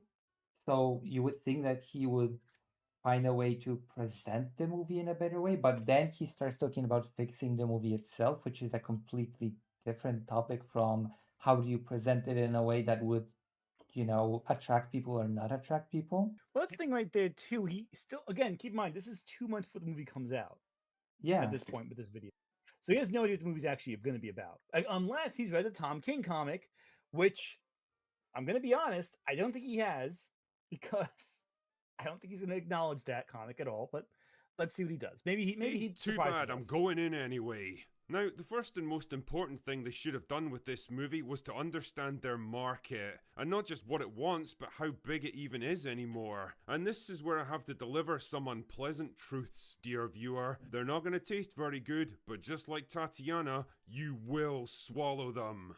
And in the end, you'll thank me. I mean, she never has, though. right. This is Truth this is number one definitely is that I've been superhero. forced to learn against my will. Yeah, I But don't. part of his shtick in the character of the Critical Drinker, which is exactly the same as the real Will Jordan, is that Yeah, there's not much difference. in this fictionalized version, he has a female prostitute called Tatiana that he has sex with, and that's Oh, something that his fans apparently love. you know, it's funny. That's I've for my streams, and I've reacted to enough Critical Drinker where I should have picked up on that, but I actually had no idea about this whole weird prostitute character he's been talking about. That's funny. I always maybe I did and just neglected to connect it in my brain. probably not, because it really doesn't come up that much. It's for a running joke. It very rarely comes up. That's a weak running joke. You have to explain the con. Yeah, I once heard a very clever comedian once say, if you have to explain a joke, there is no joke. I don't Yeah. know. Yeah, quite the joker, that guy. Superhero movies in general just aren't very popular anymore. I've already talked about superhero fatigue, oversaturation of the market, and the general decline of audience interest ad nauseum in other videos, so I'm not going to bore you with the whole argument again here. Instead, I'll just point to the MCU's box office returns as an example. In the 7 years from 2012 until 2019, the MCU had a total of 9 movies that grossed over $1 billion each. In the 7 years since then, you know how many they've managed? 2. And both of those films relied heavily on nostalgia to get arses in seats. Now, that's bad What enough, happened but shall I what hit you with... happened as well? What's the other thing that happened between There's some other 2019 and something 2021? something in 2020 What happened. I'm else pretty happened? sure. Yeah. Yeah, I something Yeah, forget you know, what it was. yeah, they did. Yeah, 2020, there was no MCU movie. I wonder why that is. Maybe Yeah. they lost That's some a kind of weird, momentum it's there. weird, isn't it? Yeah, it's Yeah. But weird. also the big thing is that in general, people's movie going habits have really shifted. There are actually far Yeah. fewer billion-dollar movies since the pandemic than before. Just in general, it's not that there are none. There are, of course, some, but like there are very I few of them. yeah, Now, mind you, I agree. sorry. In 2019, we have been attacked by the pandemic of wokeness. Excuse me very much, and that wokeness has Oh. infected cinemas and the movie industry, and it led to the destruction of movie making as we know it, and it Well, led we to had to the quarantine decline. for that one. I'm pretty sure in our Yeah, houses for like an entire year and a half. But the point is that like the entirety of cinema habits have shifted. And again, we also have streaming now. An overabundance of overexposure, I think, is a big problem. That's legitimate. But like the problem is that discussing these movies, when they're successful, they're successful. So it's like, what are we talking about here? So like the problem is this discussion's kind of meaningless because like, yeah, we've had all these films that are successes, but like at the same time, the entire landscape has shifted. So we adjust. People adjust. That's not really worth analyzing here yeah, because they also account for that. It's like the problem with bringing this up at all. It's just to like rub salt in the wound, but like it's also like, yeah, no shit. You know what I mean? Like it's not Yeah. much of a point. They're accounting for that also already. So what's the Well, yeah, value in bringing it up?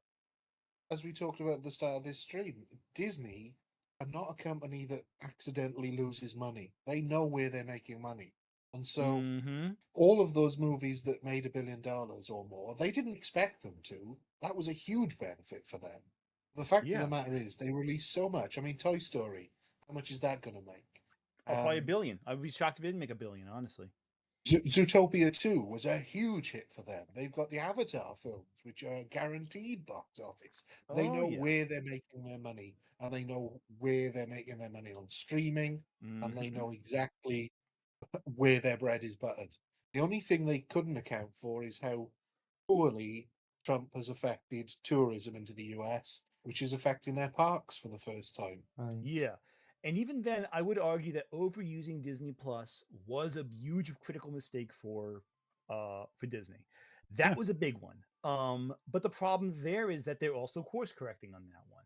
So it's like a Yeah. lot of these choices are in response to negative decisions. And yeah, the market has shrunk for these movies, but that's not to say it's gone. A smaller market demand is not necessarily the same as saying a market is over. There is still a Right. ton of people who love these films and go to see them. But There is still hype behind them in general. yeah, I mean, The Superman problem kind of is thing. Supergirl's a less popular character in general, which is why the budget's smaller. That's what it comes down to. Hmm. The accounting for that is in the marketing itself, in the movie making itself. Right.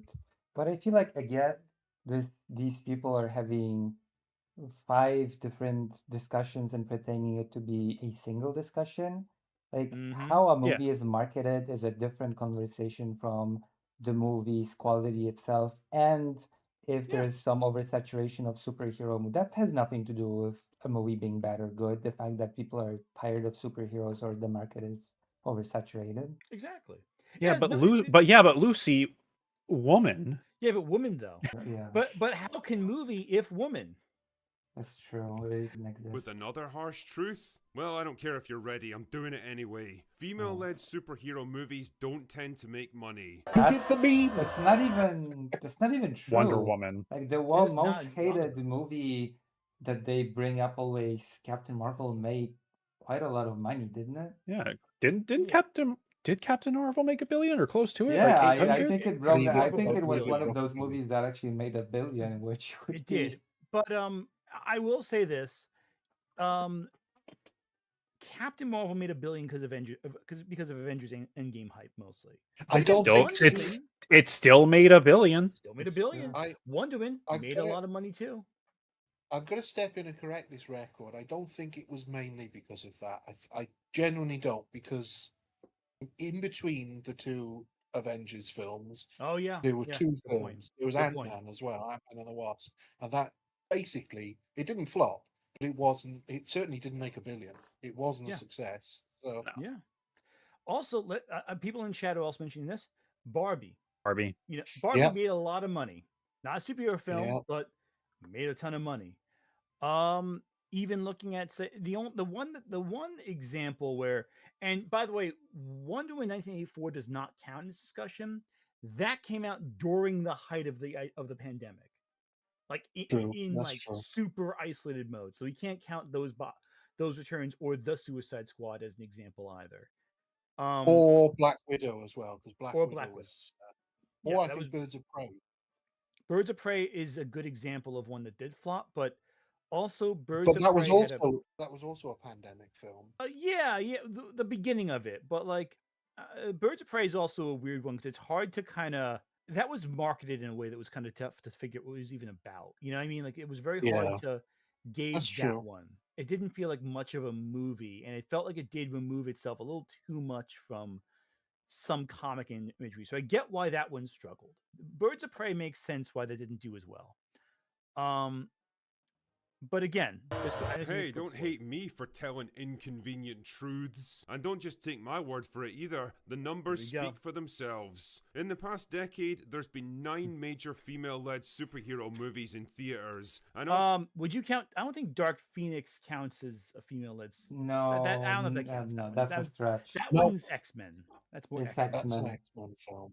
Yeah, I had to I had to like jog my memory like what the fuck Dark Phoenix was because like it just... I mean, if also, you're Black lumping Widow is a weird one to count because that's a pandemic movie. So it was released on Disney Plus during the height of the pandemic. So it's like, what are you going off of that one? I mean, if you're looking at the X-Men cinema universe, there's been ups and downs all over the place there. Yeah. So to lump Dark Phoenix in is just weird. Yeah, but woman. Yeah, exactly. It's a not weird really one. a Yeah. of those 9, only like- 3 have actually managed to turn a profit. Captain Well, Wonder. Oh, yeah, Wakanda Forever would be a female led. Yeah, I didn't even think of that one. Yeah, exactly. There you go. Wakanda Forever is a really good example of what we're talking about here. Marvel, Wakanda Forever, and Wonder Woman. That means only 1 in 3 female-led superhero movies from the past decade have actually succeeded.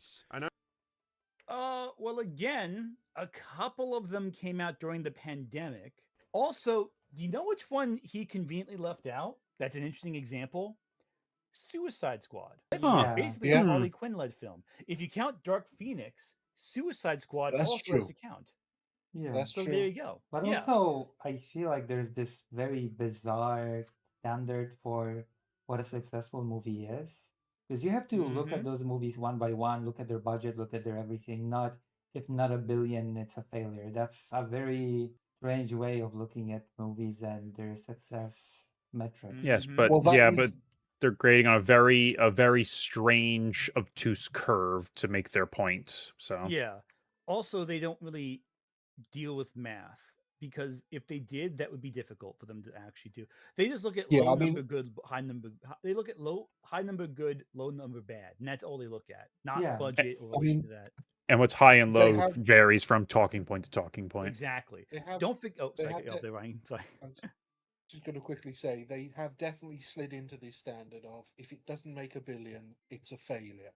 That is the standard they use now. It's very weird. I mean, a good example of this would also be look at how they reacted to Superman's box office and budget versus how they reacted to Project Hail Mary's box office and budget. They had the same budget, they had the same box office. In fact, Superman was slightly higher, I think, than Project Hail Mary, if I remember correctly. And yet they felt to act like Project Hail Mary was this smashing success, which of course it was, and Superman was a colossal failure because they gauged them as equivalent, as different, even though it was the same numbers going in and the same numbers coming out, basically. Weirdly though, this is a weird coincidence. I know. Yeah, it is so purely strange. coincidence, I'm sure. Is that Critical Drinker went to the premiere of Project Hail Mary and interviewed the Yeah. author of the book, and yet gave it a Bizarre. glowing review. Weird. So strange that I keeps do happening. I do wonder because what was the box office on Superman, like 700, 800? Let me tell you It in a was second. it was about 620. Yeah, about 6. So not that different from Man of Steel. No, very close. Not Actually. hugely different. Yeah.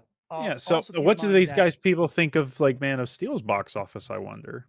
Oh, it was But a they massive think hit. it smashed. It smashed Superman. Oh, yeah. Absolutely smashed Superman. Well, there you Despite go. the fact that it was coming off the success of the Dark Knight trilogy, and Mhm. Superman was coming off the failure of the DC EU. Yeah, The Superman comes context off as doesn't the matter. Flash. Not a good bouncing board off of that. And again, that's the issue right there. They look just at the numbers out in isolation. But another factor is that Man of Steel got more internationally than Superman did. International markets take a bigger cut of what comes out of the box office.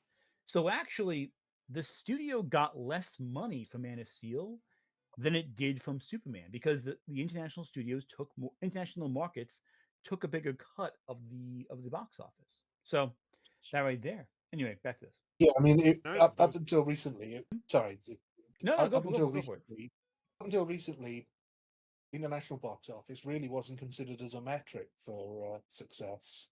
It's only been the last 20 years that it has been. What Exactly. happened to the good old times when you had a budget for a movie, and if the movie made more money than was spent on making it, that was considered a success? People stopped that when they stopped thinking about you know, using their brains is what it comes down to. Okay, let's keep going with this real quick. 'Cause there's a lot Those of three, footage. Wonder Woman and Captain Marvel, both came out before the decline of superhero What does movies in this have general, to do and with both any? of those crashed out with disastrous sequels that brought What in do any 80% of these less than clips their have to do with what we're talking about? predecessors. The only film to buck the trend here is Wakanda Forever, which ported a female character in to replace the male lead of the previous film after the actor passed away in real life. It's kinda hard to gauge the merits of this film on its own because in some ways it was coasting on the massive success of No, the it's first not. although I would point What? out that it made What are you talking about? It's What? not hard to judge the film on its own merits. It's a good movie. It is if you're only looking at how much money it made. Hell, That's I not would. how you judge a film. Hell, I'd These are argue supposed that. Yeah, hell, I'd argue that the biggest thing people complain about with Wakanda Forever is it upsets them too much. Like the biggest complaint with this movie is that like they felt really upset watching it because it was so like melancholy. And that was one thing that kept some people from enjoying it. Because yeah, it's a very bleak movie. It's not a very optimistic film. And so that was the biggest criticism, not the quality. Everyone gauges the movie as high quality. It made a lot of money. It's just whether or not you vibed with it. That's the bigger question. And not everyone did. I'll grant you that. And also, not as much of a cultural touchstone as the first Black Panther, because how do you really recapture that? It's more mournful and sorrowful, but it still was one of the most financially successful post Endgame Marvel films. So that's your success right there. It's a big. It stands out from the rest. It proves you make good movies. People do come and watch your movie. You know. I mean, if the critical drinker wants a little tip about how you gauge a movie with a complicated history like that, I suggest to him what he might want to do is watch the film and react to it as a Yeah. film.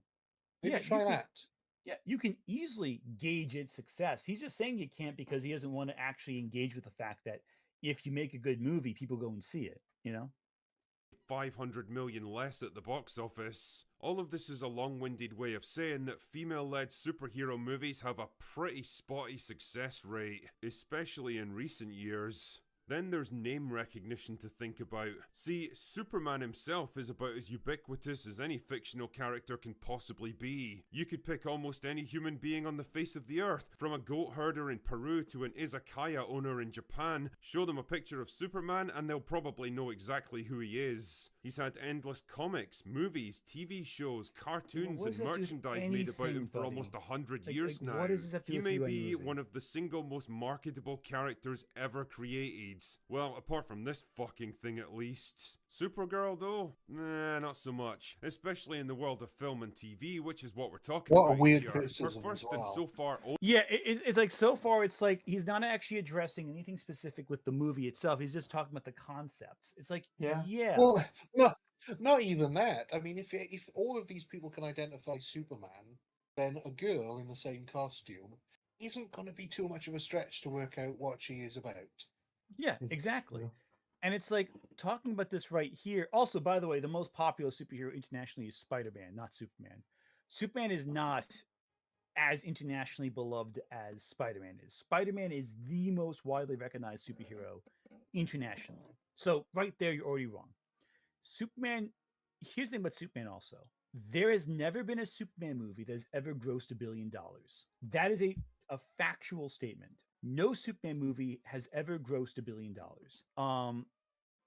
So by that metric, why make Superman movies? you know, and if you want to do the whole spotty record, you look at the history of Superman movies. A lot of them don't make a ton of money. There's more flops for Superman than hits. Ergo, 100%. 100%. we should just not make Superman movies. By the logic the critical drinker's employing, right? By that same logic, that's what he's saying. Which is dumb, which is not applicable in this situation. It's just not logical. And again, it's also irrelevant because we're talking about how to improve the Supergirl movie that is being made. Yeah. What does that have to do? What does the popularity of Supergirl have to do with making the best movie possible? All of this has to do with the audience expectations going in. It has nothing to do with the story being told specifically. So, And yeah, I I'm going to bring it back to this point, but he made a film about a character that he created that nobody has heard of. It was a Mm-hmm. stupid idea. Why didn't he make his film about James Bond? James Bond's Exactly. far more recognizable than his character. Yeah, exactly. Original IP. Again, one of the most successful films of 2026 is a sub-$1 million movie based on an original concept by a YouTuber. Obsession is a completely original idea. It's not tied in with any IP. It's purely original, and it is financially one of the most successful films of the year, Also, keep in mind that maybe the of all time at whole this point. boom for superhero movies started when Marvel started adapting not so popular characters and made them into popular movies. Like Guardians of the Galaxy, yeah, exactly. Well, So it's and like even Even like Iron Man. Iron Man to Well, Iron begin with Man, was yeah. not that super popular, you know? Yeah, well, Iron Man was actually Well, of course. coming in at a really low point in his popularity because thanks to Civil War. Well, everybody, if Marvel had listened to Drinker, they wouldn't have named it the first Iron Man film. Yeah, because he was This is not a that whole popular, yeah. recognizable character. Yeah, and also I want to point out that the first Iron Man film did not gross that high relative to its later successes. True, true. Yeah, so it's like again, what are we talking about with this? All of Right. this is ridiculous. And irrelevant to to the point of this video, which is to say, how to rewrite the movie to be more successful. Only big screen outing was the disastrous 1984 movie. God bless Helen Slater though, she tried her little heart out with that one. And while the TV show from a few years ago had some fans on the CW, it was hardly a global success. One failed movie from 40 years ago and a mildly successful TV show don't exactly launch a character into the public consciousness. Now all of this is relevant because Superman, based around a far more popular and well-known character, in the movie that was supposed to relaunch an entirely new universe of DC on film, barely scraped its way to $600 million last year. That Keep in mind, at this same point, he's also praising Project Hail Mary for getting the same box office return on the same budget. So it's like the hypocrisy is very clear here. Just point it out there. That is not a And good result, saying no it- matter how people try to spin it. And realistically, it's probably as good as it's going to get for DC now. I think it's safe to say that Supergirl is going to make less than that did. It's just a question of how much. The reality is that regardless of its creative merits, and that's debatable right now, a movie like Supergirl is 'Cause he weak. hasn't seen It's it. a lame duck. The only way it can succeed is by using what I call the Captain Marvel doctrine, riding the momentum What? of a strong and successful franchise and convincing audiences they just have to see this film if they want to understand the big overarching story. Now, But he just said that the franchise was not successful because Superman barely scraped anything. So what is it? Is it Yeah. How can the doctrine even work in this case? That makes no sense. You just said exactly to your point. Like, if your argument, which is already falsifiable, that no one cares about Superman, which I can guarantee you they do. If you're saying it must be a must-watch event, well, that's not a good formula for success in this situation because all they have is one other film. Yeah. So like, You know, he said he wasn't maybe they should. successful. Yeah, the logic doesn't add up. It's not consistent. This logic. that worked great for Marvel back in 2019, but sadly, it's not 2019 anymore, and this ain't Marvel. It would have made infinitely more sense to give the heavy hitters like Superman, Batman, and Wonder Woman their own solo movies, team them up for a money-spinning Justice League crossover, and then start introducing B-tier characters like Supergirl in the next phase, when presumably you'd But have that's enough what they commercial did momentum. last time. Yeah, That's exactly what they did the first time around, and that's. it didn't think work. yeah, it didn't work last time. Exactly. It's like, again, the problem is this drinker's solution is be more formulaic. Yeah, Like, don't try new things. Don't try- take risks. Yeah, avoid risks. Don't do anything special. Don't make interesting films that break from expectations. Just do what Marvel did before with Captain America, Thor, and Iron Man, and Hulk. Well, not only that, do what DC did before with Man of Yeah. Steel and then Batman, but also DC do have a Superman film out and they do have a Batman film out. So really, the only one that's missing is Wonder. Yeah, exactly. And like the problem is that it's like this is just be more generic. That's your solution. That's a bad solution. Is Batman comic actually fan in the goodwill same to actually universe as the new Superman movie? No. No, but I don't think that matters in most people's minds. Yeah. I don't even know, man. I don't even know. It's a dumb logic. support them. What I'm saying here is that if you add all these different factors together, the challenging market for superhero movies in general these days, the historically low success rate of female-led superhero flicks in particular, and the lackluster state of the franchise it's now part of, then the chances of box office glory for Supergirl look about as likely as Gal Gadot winning an Oscar for Best Actress. A more likely scenario is a global haul somewhere in the region of $400 million.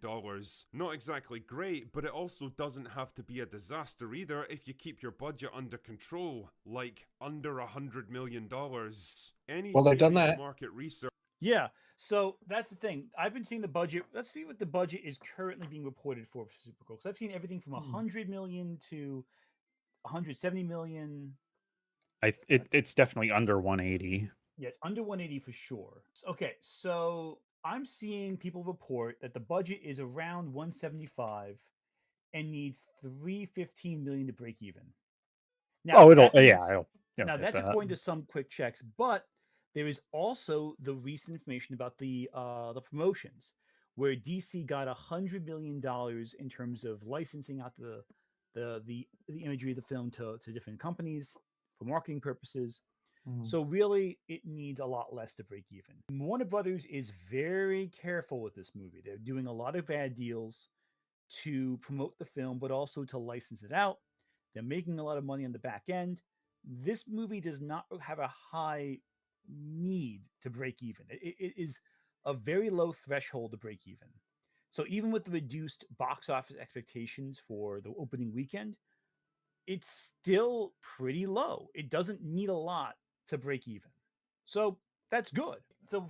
So the irony is what Drinker is proposing, Warner Brothers did already. So it's like after you account for all the ad deals, if you take the 100 million roughly that it was paid through licensing deals, the budget is reduced to essentially down to $75 million because that's counterbalancing most of the budget. And it's also reducing marketing budget because you're paying for it through that.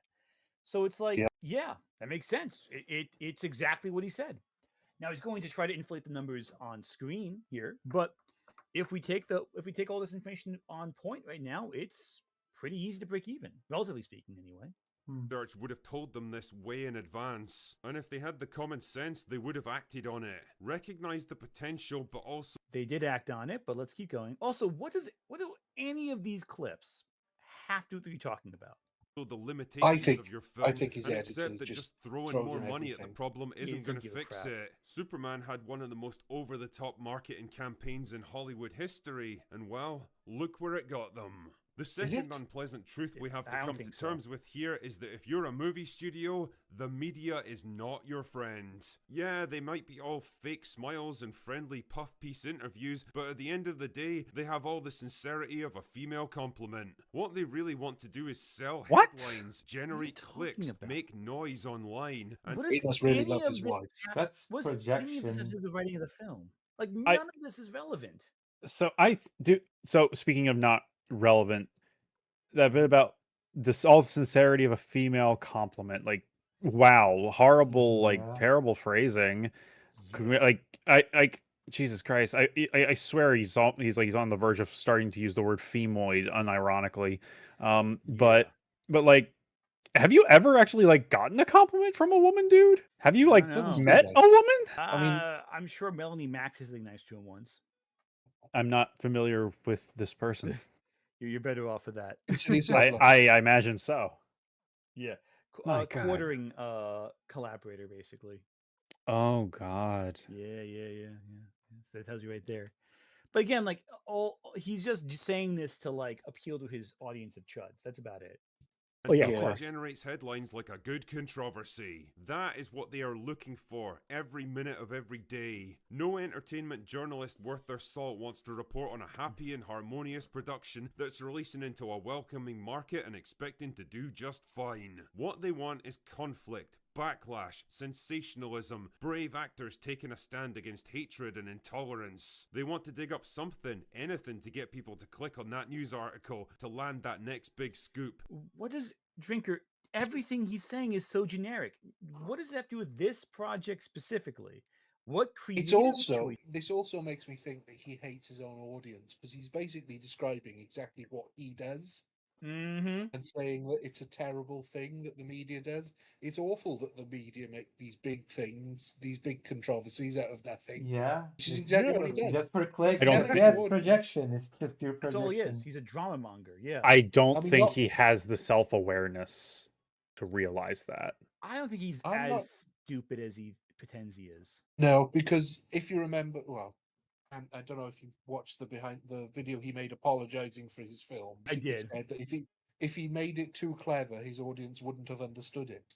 Oh my god. Yep. That was one of his excuses. So I do Oh I think he my has real contempt for god. his- Yeah. Okay. Drinker's not as people always act like Drinker. Oh no, Drinker is he's an authentic film fan. He knows what he's doing. No, Drinker is full of shit, and he knows he's full of shit, and he knows his audience is going to accept the shit he spews out on them.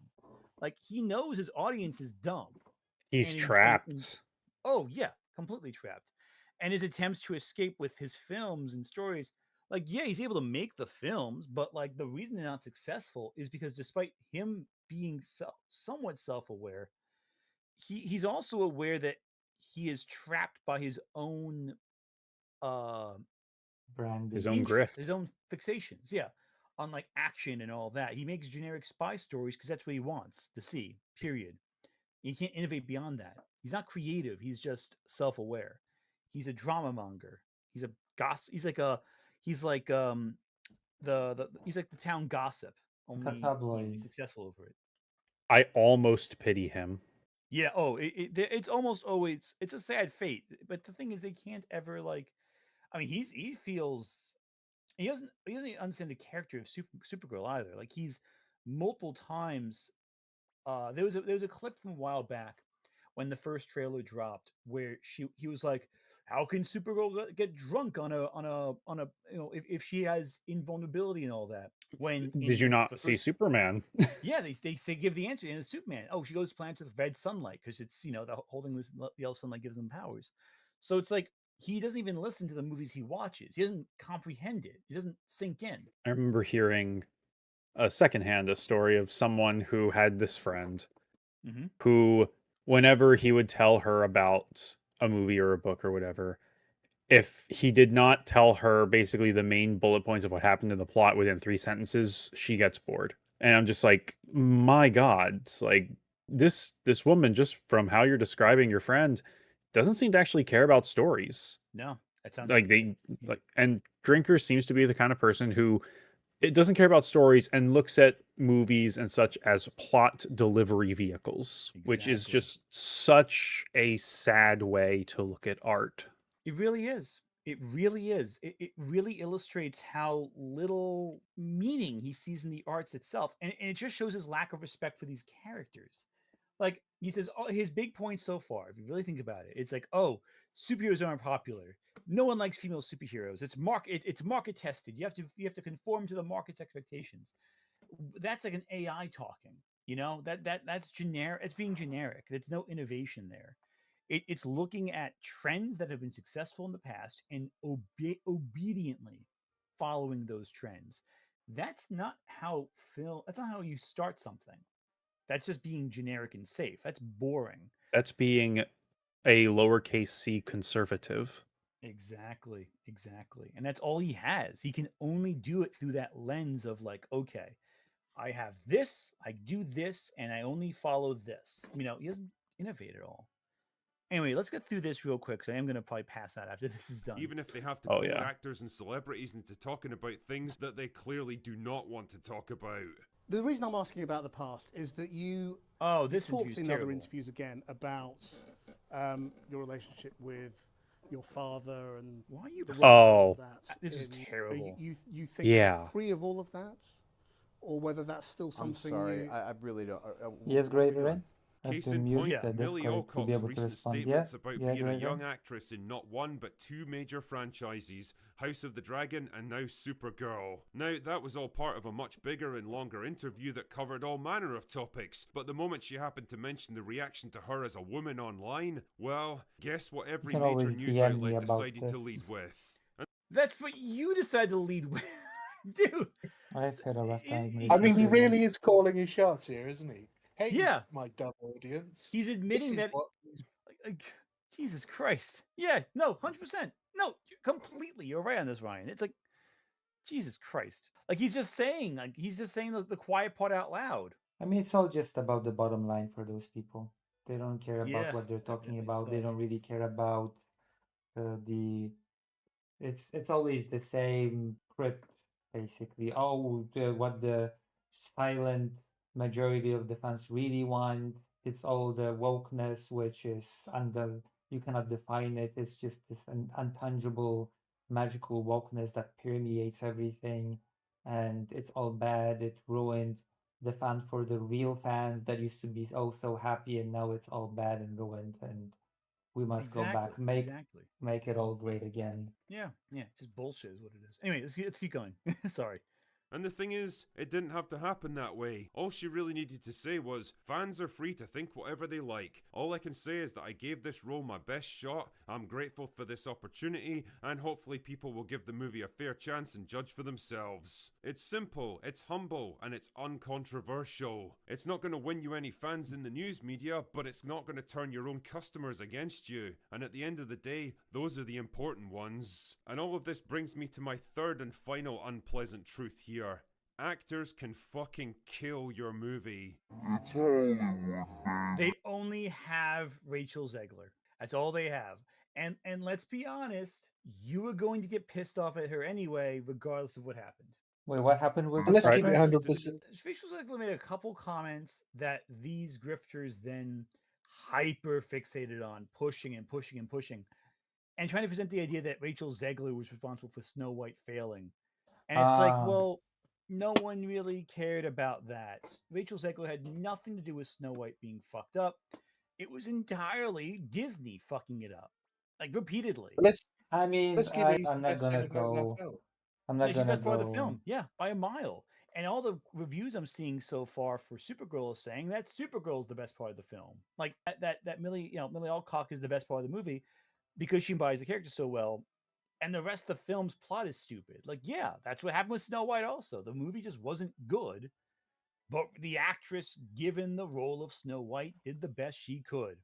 That's true. Although with Snow White, I personally just feel like the problem is that Disney wants to completely burn their legacy in animation and say, oh, animation is irrelevant now. We need to make live action versions of all the animated films that we've created in the past, which I'm just fundamentally against. But well, the thing also is, I was going to say, Ryan, I'm sorry. All I was going to say is, I wouldn't do it. But if you were going to blame any actor for Snow White failing, everybody thought Gal Gadot sucked. Yeah. Oh yeah, no, she was terrible. Yeah. And have a major IDF soldier as your one of your main leads during a period where Israel is shown its entire ass to the entire world. Not the But best it's funny of ideas. because in this video he makes a joke about how bad Gal Gadot's acting is, and Yeah. then still blames Rachel Zegler for the failure of Snow White. Yeah. Do you think he knows that Gal Gadot was in Snow White? No, yeah, she showed clips of. He showed clips of her. Yeah. Did he edit this? Did he pay attention? You know, given the Does he have face blindness? You know, honestly, I'm not sure. Is he drunk? I mean, I know for a fact he knows that Gal Gadot is in the film. I know that. But like, he is not known for his observational skills. Based on a lot of things. Yeah, no, he's made some baseline mistakes with everything he's worked on in terms of what happens in the film itself. Anyway, let's keep going with this. They don't just have to perform in the film anymore, they also have to be borderline professional hype men, PR Wait a second, so hang on salesmen. hang on a second there, Drinker. Hang on a second. You're arguing that Sydney Sweeney is a good example of PR for your film. Well, yeah, because Um, she doesn't say anything political or controversial during her red no, carpet outings. never, And her never. films all make $1 billion. All of her films are so successful. Like the one where she played the lesbian boxer while also spouting white supremacist talking points in interviews unrepentantly. Or the film that he showed as the worst performing female led film, Madam Web, which she was Mhm. also in. Yep. Yep. Be That was more like the her. bottom of the list. Like, it's amazing how everything. If you look at like, if you want to talk about an actress whose films repeatedly fail, Sydney Sweeney's films, with the exception of The Housemaid, based on a major best-selling novel, have all failed. All of them have failed, like across the board.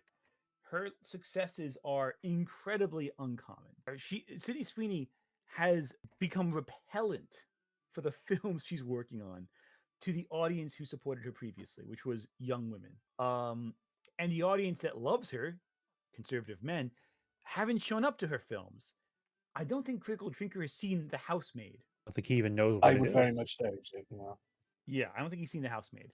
So, like, what's he? So, what value does he have to say that Sydney Sweeney draws in people at the box office when that's demonstrably not true? Anyway, Raconteurs and politicians all rolled into one. And with an entertainment news complex that's always sniffing around for the next headline, one fuck up is all it takes to derail a film's entire promo campaign. Now, I'll admit that some actors are better at this than others. Some are master bullshit artists who can talk for hours without really saying anything and still look good doing it. Others can effortlessly deflect attempts to bait them, using charm and a bit of verbal panache to get the conversation back on track without making things awkward.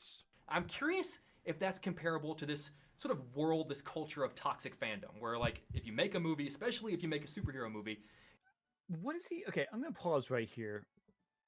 What has he actually said about Supergirl at all in this entire video? Not a goddamn thing. Nothing, right? He said nothing whatsoever about the movie. Yes, because Like there's not nothing even to remotely say. close. He hasn't even touched upon the topic at all. I think basically it boils down to the stupid woman in the stupid lead role should keep her stupid mouth shut, which is probably a good indication of the type of audience he has. Exactly. He said nothing whatsoever. I think we're done with this. I don't think there's much more to be gained from lingering in the same talking point over and over again. It's always the same grift. It's never ending. It's like we're stuck in 2016 forever. Exactly. I'm gonna let some super chats play real quick, and we're gonna wrap things up. At Eustace Giwo super chatted $2. The projection remains strong with the drinky one. Exactly. At the man with Applin 7678 super chatted $5. This is not a fix of Supergirl. This is begging for more material to make YouTube videos with. Exactly. So that's the problem with these videos. All of them are taking out of context headlines and extrapolating them to a whole length 20-minute video. They don't really say anything. They don't really know anything. They don't care about the character. All they care about is another figure to make fun of, like Rachel Zegler. Looking for the next Rachel Zegler because that's content. And Drinker tells us everything right there. Though he said nothing about the movie, he did say why he makes content what he does, and it's simply to milk for views. And that's it. There's nothing else to it. There's no other greater mentality. There's no other greater messaging. It's just to milk views. So thank you, all of you, for joining me on this expedition in absurdity. That was painful. It was fun. It was fun to talk, but these videos are painful. Anyway, this Friday we have a video coming out about villains dying or killing people off in the video in Minecraft. And then next week we're gonna have we're gonna finally follow up on the halfway stream we did a couple weeks ago talking about before we got to talking about neuralities. We're gonna close off June after June ends with a video about neuralities. Didn't you touch upon that subject in your Nemesis video about villains dying in one-off movies? That will be coming up. Specifically, it was actually the script was actually written a while ago, but I've added to it for the villain video because we were talking originally. It was started talking about the reaction to Homelander's death in The Boys. Spoilers: Homelander dies in The Boys. I know, shocking. He had it Um, coming. I know, yeah, fucking really had it coming. But I kind of wanted to pick on like why did this have the reaction it did as opposed to other movies, but we'll go into detail on that, and you'll see where we go on that. I Front. kind of, I Hmm, kind yeah, of didn't like how he was just killed. I mean, I explore it more in detail there. I'll wait for the video to share my thoughts on that because I don't want to like say it too early. But Yeah. you'll see when we get there. Thank you all three of you. Tell the audience in 10 seconds or less where they can find you. Starting with Andrew and then working from left to right on screen. So Andrew, Lucy, and Ryan. You can find me at here on YouTube. It's just my name, Andrew Bluette, blue with 2 T's on the end. Talk about Final Fantasy, talk about other video games. Halo's coming in 2 weeks from today. I have to crunch on that really hard. I gotta read your line for that too. Before Yeah, and say his name right this time, Joseph Staten. Staten. I can pronunciate names sometimes. Yes. All right, Lucy, where we can find people? The best place to find me is lucyhaza.org/live. Awesome. And Ryan? You can find me at Nothing But Media NBM on YouTube. And like I said, I talk about old TV shows and old films.